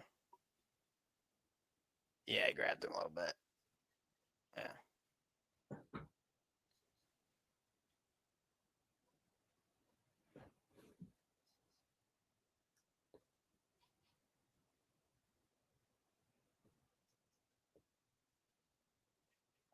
Yeah, especially with Riley Mills out. Agreed. Let's go, Gilbert. Go on tackle. Go on tackle. Really good nickel, Dill. You were right about him. You were talking about him early in the year. He's played awesome. When I saw them kick Jade to a boundary, I was like, oh, they must have a guy. This is Dill. This is a great question. This is a great. We'll talk about that in the commercial. I like that question a lot. It is. Teams that can tackle are a problem. I lean defensive line, my initial reaction, because if you have a defensive line that dominates, it's huge. But we'll talk. I think that's an interesting one.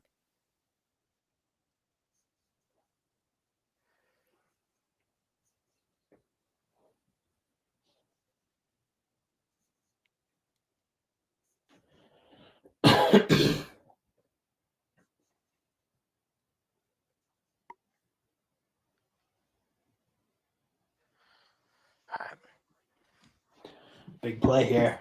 Yeah. I mean, they're all going to be big from here on out. Tie game in the fourth. It's a great football game. We've gotten 2 really good semifinals. Shout out these 4 teams. They weren't great quarterfinals. We had horrific games leading up to it, but Ohio State block them up here. They're coming. It's a good ball by Will Howard. It's a really, really, really good ball. Yeah, it is. Really good play. Buying some time and off his back foot. It's a good route. Can you get your Wake Forest guy to cover someone?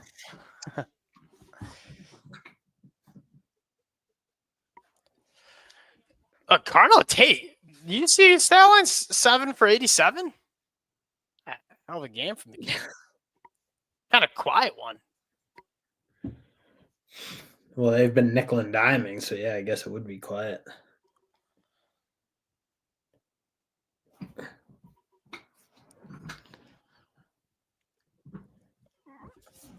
There's really nothing vertically for Ohio State. Yeah.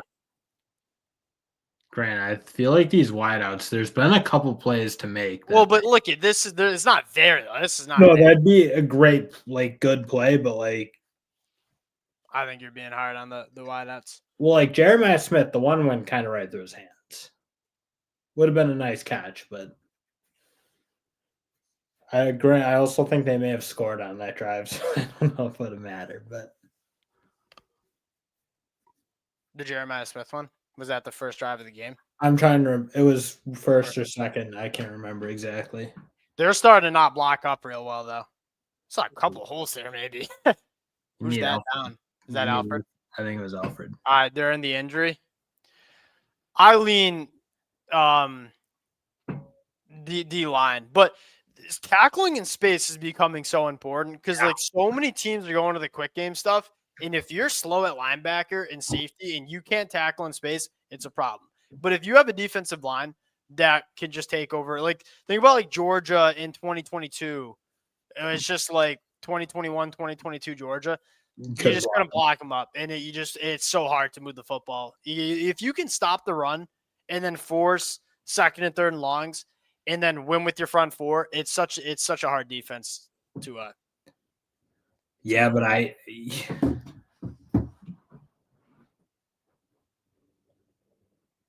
Yeah, I feel like we might be going there. People are gonna be pissed. Totally agree with that. That's probably my take, but I do think tackling in space is becoming Also, if you have like a defensive line like, Michigan did against Ohio State, or almost what you see in Texas do, where you can leave your two safeties high and, hey, we can stop the run. Basically, if you can stop them with your front four consistently, and even your linebackers don't need to like play screaming downhill all the time. Yeah, that's hard to deal with. Well, that's for Oregon, like that might be like the stat. I feel like Oregon was a little slow at linebacker and safety, and especially like Kobe Savage and Tasheem Johnson. Like they're solid, but they're not difference makers. And we saw when they had to go run in space with some of the wide receivers, they couldn't. And I don't know if the defensive line was quite there in terms of like they definitely won the first game, but they didn't have a big enough impact on the in the Rose Bowl. And Ohio State was going to the quick stuff, and it just felt like the safeties and linebackers for Oregon really couldn't make it happen. Yeah.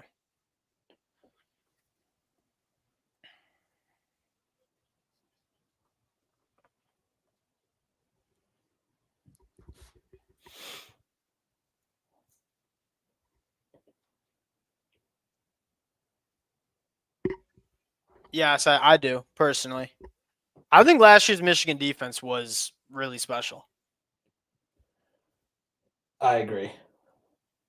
I don't even think that's super biased. It's definitely a little biased. But. It's a little, but like you can go through that Michigan defense last year. All right, here we go. Come up. The Michigan defense was ungodly good. Judkins played a good game for Ohio State, I think. He's running hard, yeah. Yeah, and he's making guys miss. He's doing his thing.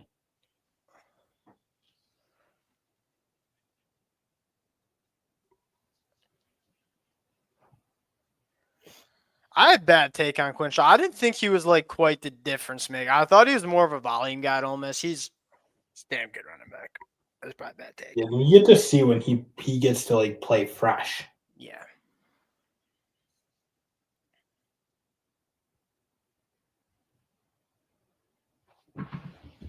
Oh, we're probably gonna get a flag coming. I thought we were gonna get a flag. Doesn't look like I'm very surprised. That looked kind of egregious, honestly.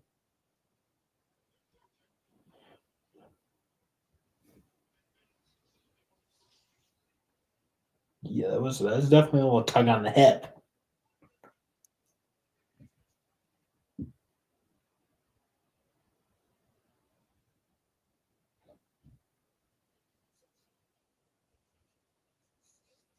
Good tackle by Colin Simmons. Colin Simmons is awesome. Yeah, he's very good. All right. You gotta get off the field on third down. You gotta.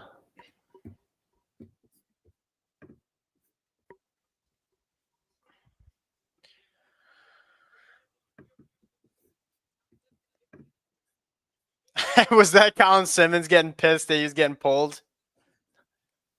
They're bringing Trey Moore. Hey! The little stem. Although you might get a delay game there. Nope. That linebacker yelled. Get Colin Simmons back in that game. Oh, he is back.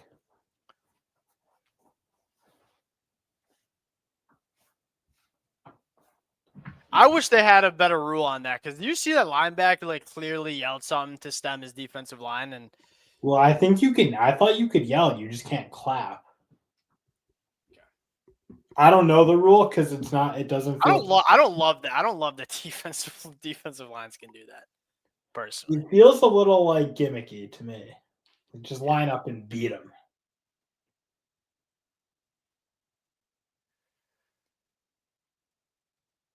Get it.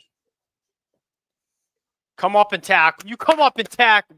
Okay, I was maybe clapping a little too soon. I know it was a little dicey there. Do you go for it? How long's the kick? Like high, like almost 50?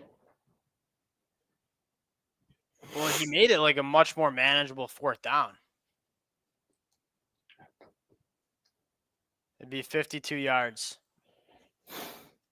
These are the plays, man. Talk about two of the best teams in the country. You got to show up here. You think like Sark gets to like how involved do you think he is on the defensive call here? At the and after the timeout. Like this type of play, yeah. I don't know. You got a really good DC. Texas has. I'm blanking on his I name. know Kwiatkowski. Kwiatkowski, but like Okay, do we Sark, address this? I think we should address this question though. Sorry to interrupt you, Dale. what do you got? What do you got, Do you boss? think last year's Michigan would stand a chance? Last year's defense for Michigan, Dale, like was Ohio State wouldn't so score on Michigan. it's. I'm not gonna be like super hyperbolic about it because this Ohio State team's really good. But you talk about how good that team was in Mason Graham, Kenny Grant, Chris Jenkins. On the outside, Derek Moore, Josiah Stewart, McGregor, Jalen Harrell. Linebacker Junior Colson at third round NFL draft pick. Mikey Sandstrom is like one of the best cornerbacks as a rookie in the NFL right now. That team was so good. And then the offense, obviously, with JJ, who was much better than what we were rocking with this year. I think very highly of that. And like again, it wasn't super explosive, but like NFL wideouts, like Roman Wilson was what was he a third round pick? Like what about last year's Washington team?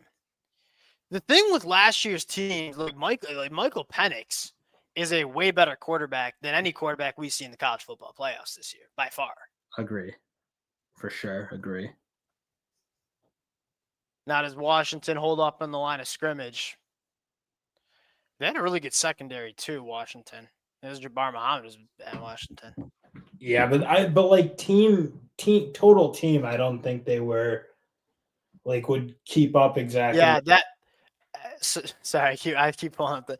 I'm probably with you there. With all the Ohio State injuries that they have on the offensive line, like I don't see them dealing with Michigan's defensive line last year. That'd probably be.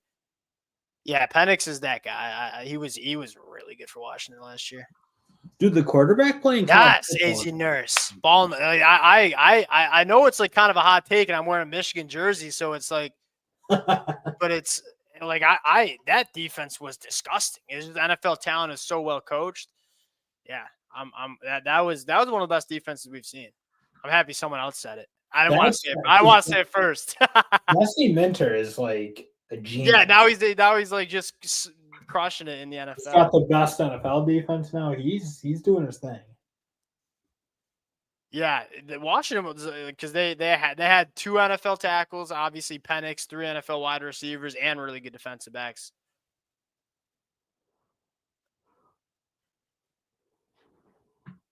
Yeah, yes. All right, here we go. Big play.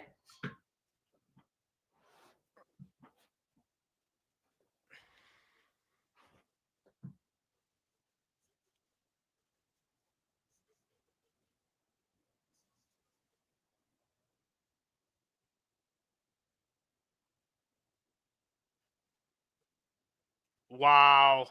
Oh, he fell though. Yeah, that was lucky.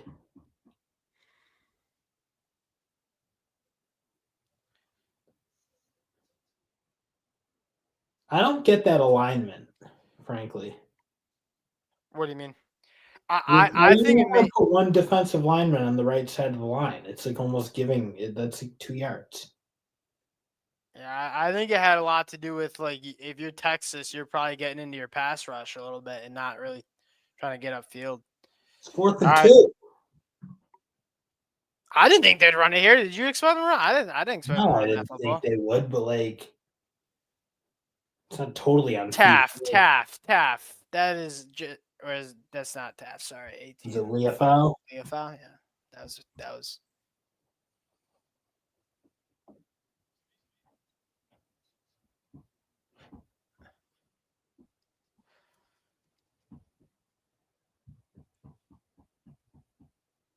We need to hold them a field goal here.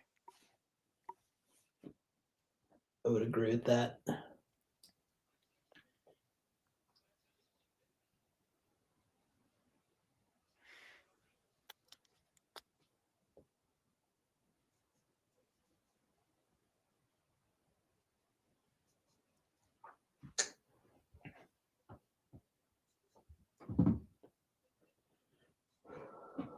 Noah for Collins still?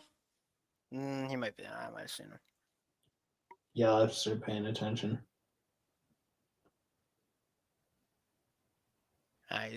He's not in. They're going Lola, Norton, and Yeah, Run.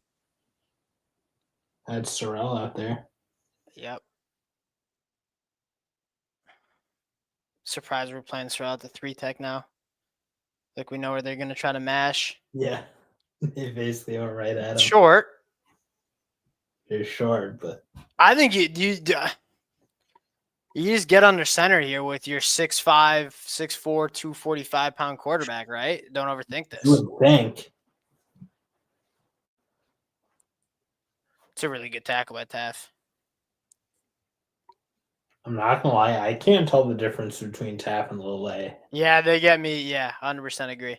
Because Lole is not a big linebacker, and All right, here we go. They're just going sneak here. No. I thought we had stuff too. It's a good running back, man. He's played good for them for sure.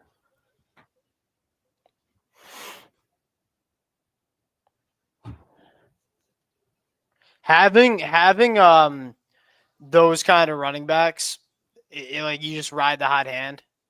All right, we think Judkins is running hot right now. You just ride with him and rotate between him and Travion.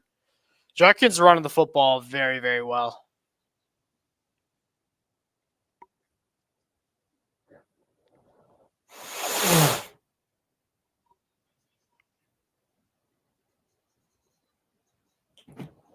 All right, Steve. Judkins out here wearing biker shorts. Those legs, he got some thick legs.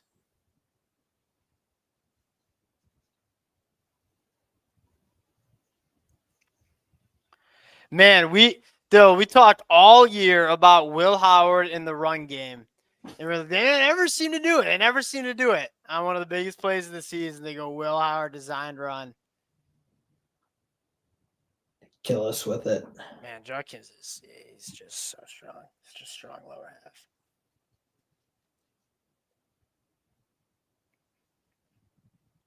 God, I don't like Ryan Day. Just everything about him.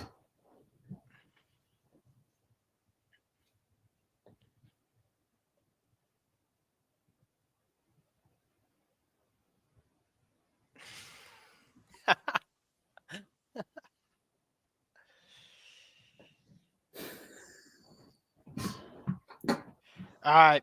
Answer time. We need it. Dude, it feels like Texas had an opportunity to really sit on them, but their offense has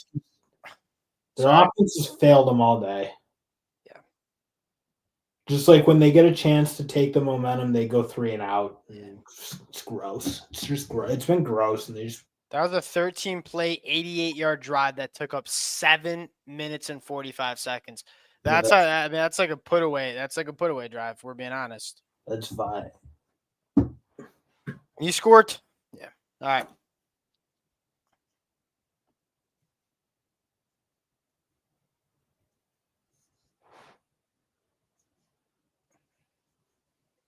Kid's really good, Gunnar Helm. Yeah, he's really good. You're right.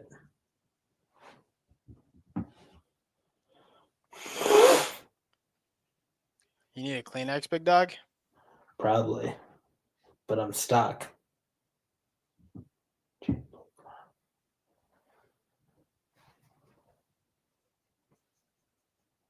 Solid run. I can't get up because there wasn't a break in the action. They just went right into it.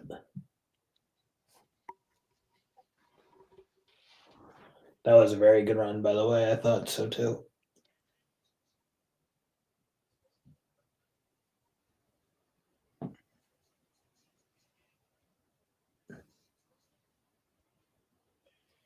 They got him.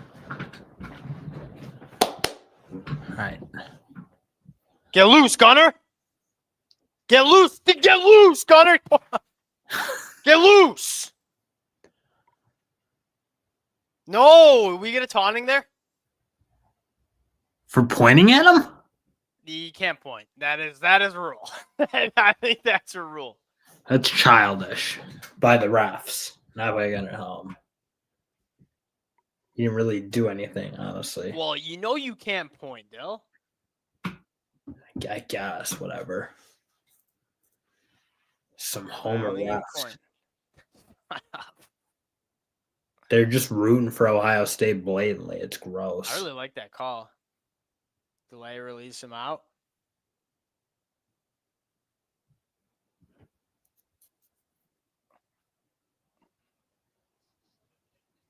All right, can we be sane catching the ball, for God's sakes? Dude, this game's awesome. This is like an awesome football game. So good. All right, let's go.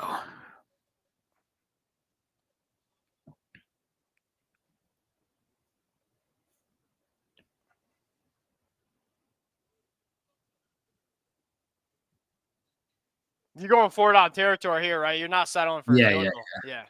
You can't. Especially you got like a backup kicker and all that. I don't want to monkey around with that. No, I'm scoring. I'm scoring or dying trying. I agree with Luke that it is frustrating to watch teams like play bad offense and then like they get into like must score and go tempo and just look awesome. Back against the wall. Like, why couldn't this just been their doing- offense all game? They look awesome. They're flying right now. They're buzzing. We back to the play with Blue.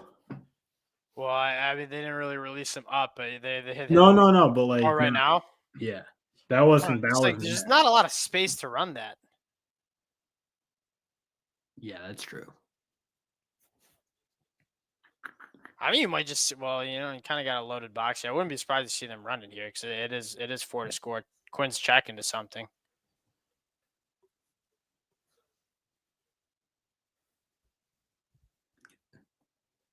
PI. Let's go. Oh my! I was like I saw that guy. Yeah, that was nervous. Nervous. Don't just crush him. That's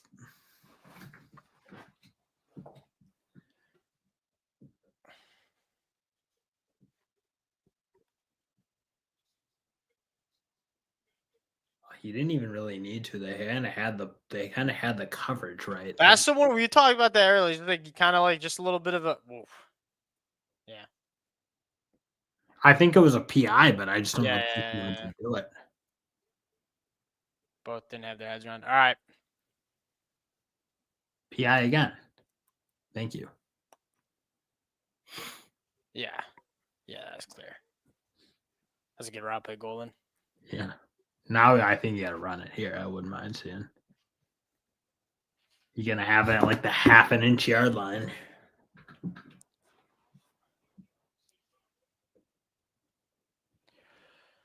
Yes, Max. Right at the we're at 1 yard line here. First and goal from the 1. Come on. Get Arch in there. Oh, did Arch cut? The last time we saw Arch, he fumbled. Well, didn't fumble, but He kind of fumbled. I don't know if I want to put another quarterback in here. Quinn's just gone 80 yards, 79. Going heavy. They got Jarrett Gibson, the short yardage guy.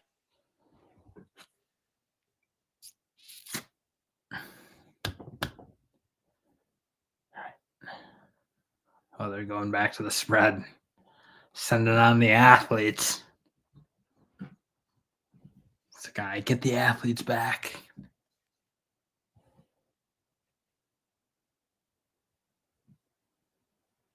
Don't stand. Yeah.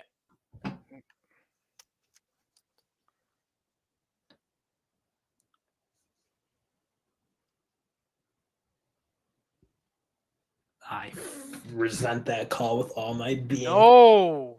With every fiber in my body. Oh my God. Well,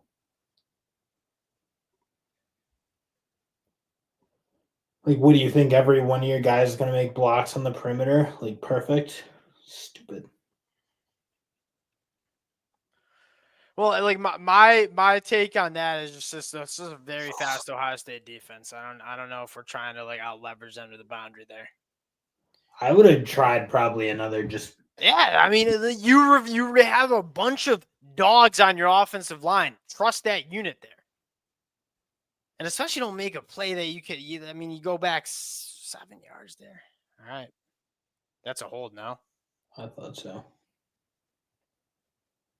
Holy smokes! Holy smokes! Sark, man, that was cowardly.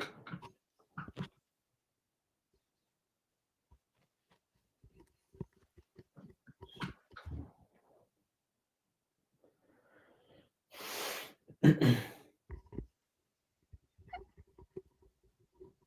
right, we got to go to Gunnar Helm here, I think. Yeah. Although they got downs on him, so I don't know. Jack Sawyer just made the play of his life.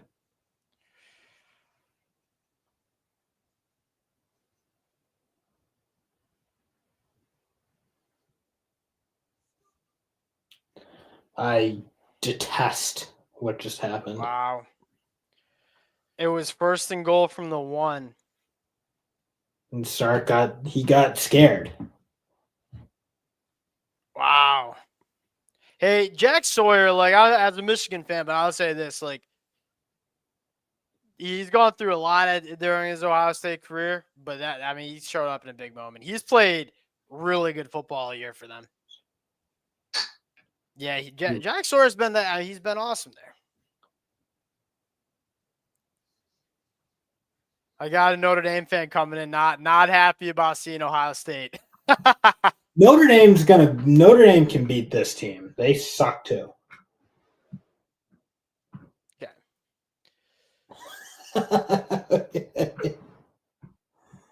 Yeah, Oh, that wow. I don't know. I don't know if I love that call by Sark either. So Jack Sawyer he is just really, really good football player. Man, we were really close to having an all Big Ten national championship. Yeah, really. Wow. Cam Williams, that's an NFL tackle right there. I just don't know what we're doing on second down. Like, what do we do? Yeah, that was that. You probably want that back.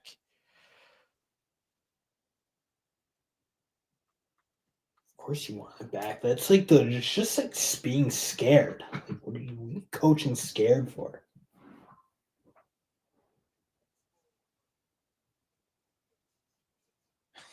Yeah, true facts.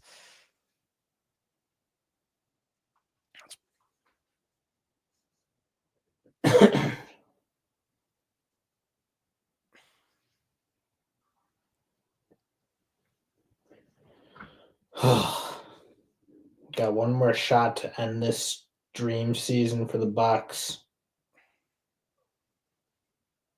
And after that, a year of sadness.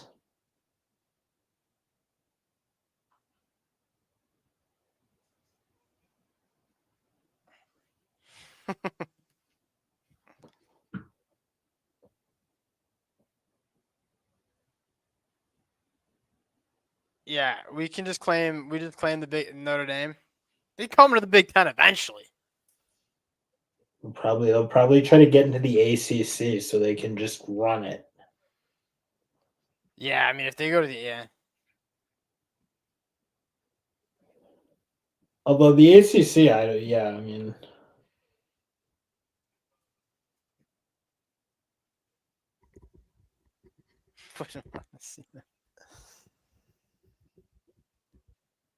That's true. Notre Dame's probably don't they play in the ACC in hoops? I think I'm not a big hoops guy. Yeah, basically they have an ACC, and they basically have an ACC aligned football schedule. Like they play ACC schools. Basically, I'm just going to war for the Big Ten out here. Yeah, they do. Okay, so maybe Notre Dame's a little bit more ACC than Big Ten. I'm hurt. Yeah, that felt like Sark was just thinking a little too much. Like it didn't work the first time. They're like, oh, we're not gonna be able to get a yard the next couple plays. That's one that Sark's gonna be thinking about all offseason, 100%. Yeah, I hope, because I'm gonna be thinking about it too. That hurt me more than it hurt Sark. I know it. I did follow way closely when I was a student there, and then for a little bit after, and then not as closely now. We once Sam Harmon left, and we kind of went the wrong way. But I will say, getting a little Wake Forward. We're just watching the biggest. Coach Dicker, I'm kind of fired up about what he can bring to Wake. I think that was a really good hire.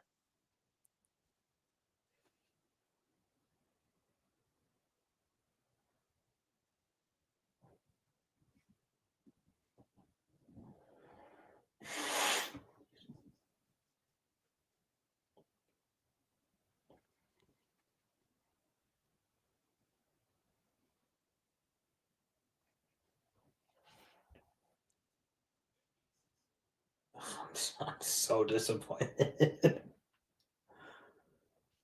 This is when I just want to start texting everyone. Start popping off.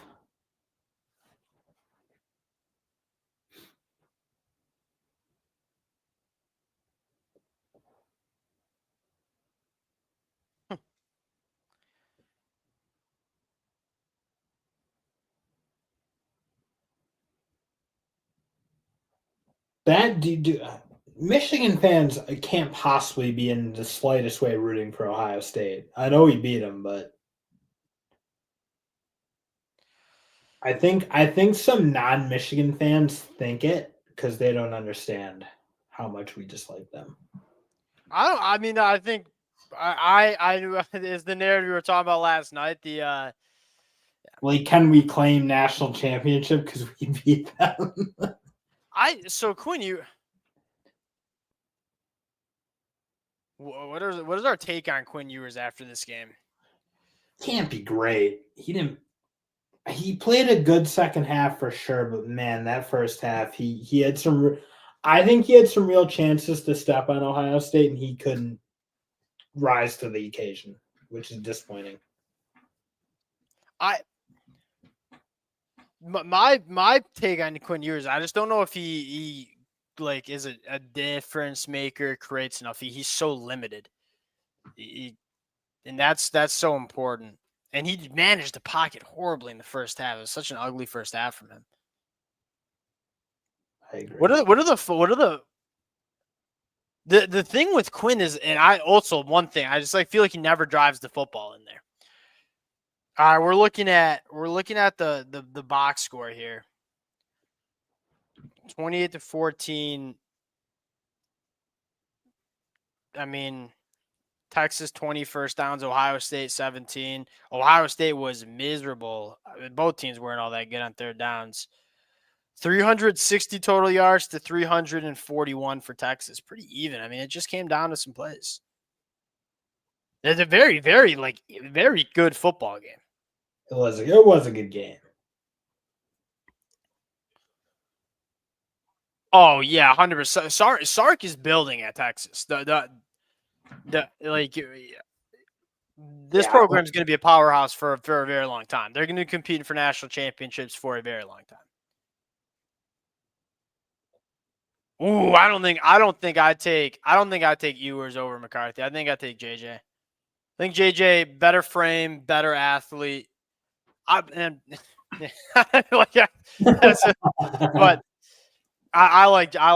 thought JJ was super underappreciated at Michigan. They didn't really ask him to do a whole lot because they wanted to run the football play slower. But I think you stick JJ on like an offense that wants to run and gun more. I think he puts up a lot of numbers.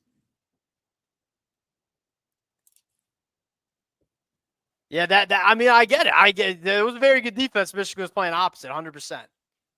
Does Texas still have a chance? No, I don't think so, Max. They'd have to score and get an onside kick, and they haven't really routinely moved the football. Yeah, Howard looks great. Howard played very, very good today. He did throw one bad pick, I believe. Dill, help me out there. One bad pick. Yeah, the one to Bender, right? I don't think he had another. I still say yours. Yeah. I don't know. I just think Ewers a little limited. He does throw a pretty football, though. You can't argue with that. He throws some nice footballs. That is the issue, though. Things need to be kind of going well for him a little bit. He's got a bit of that in him. I mean, he did a bit of creating today, but he again, there were some moments where they had a chance to take control of this game. They just didn't do it. Do we think Quinn Ewers hits the transfer portal? Kind of winding down this game here? There's no way he's back at Texas because they're not going to lose Arch. They're not. No. I think they're going to Arch next year. Look at this Ohio State defense. So good. It makes me so mad.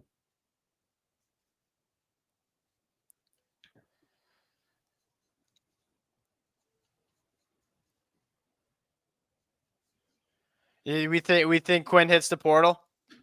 Where do we think he goes? He said he's going to the NFL draft, but I George is the logical one to an extent, I'd say.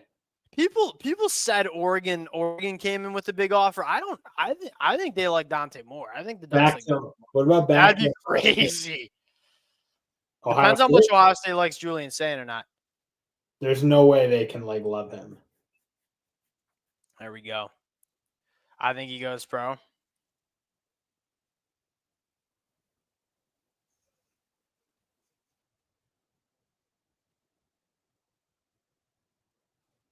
North Carolina with UNC. Quinn to Georgia. This would make sense. This would make a lot of sense to me. 100% would make sense, I think. We'll see what Ohio State thinks about Julian Sane. After that thing. He's just trying to force it in there now. And Caleb Downs comes up with the play that he is about as Caleb Downs about as impactful of a safety as you'll see in college football. Yeah, Aaron Noland at South Carolina. That's kind of exciting to me. Quinn to Colorado. They already got Caden Salters. I doubt it. Yeah, I don't think he'd go there. Yeah, I thought Gunnar played all right.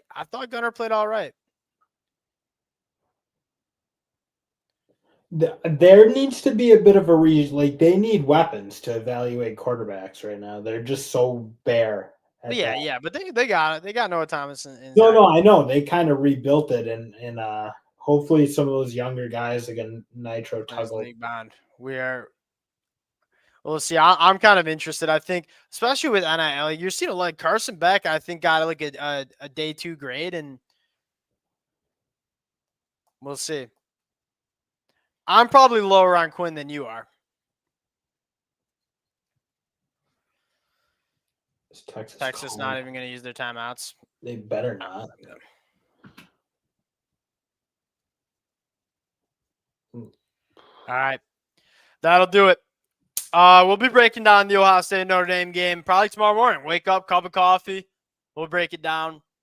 A lot to talk about. Appreciate you guys rocking with the fellas. Again, it's a blast. We're going to do a lot more of these next year. It's been fun rocking with you guys for the last couple of hours.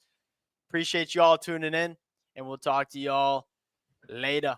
Peace.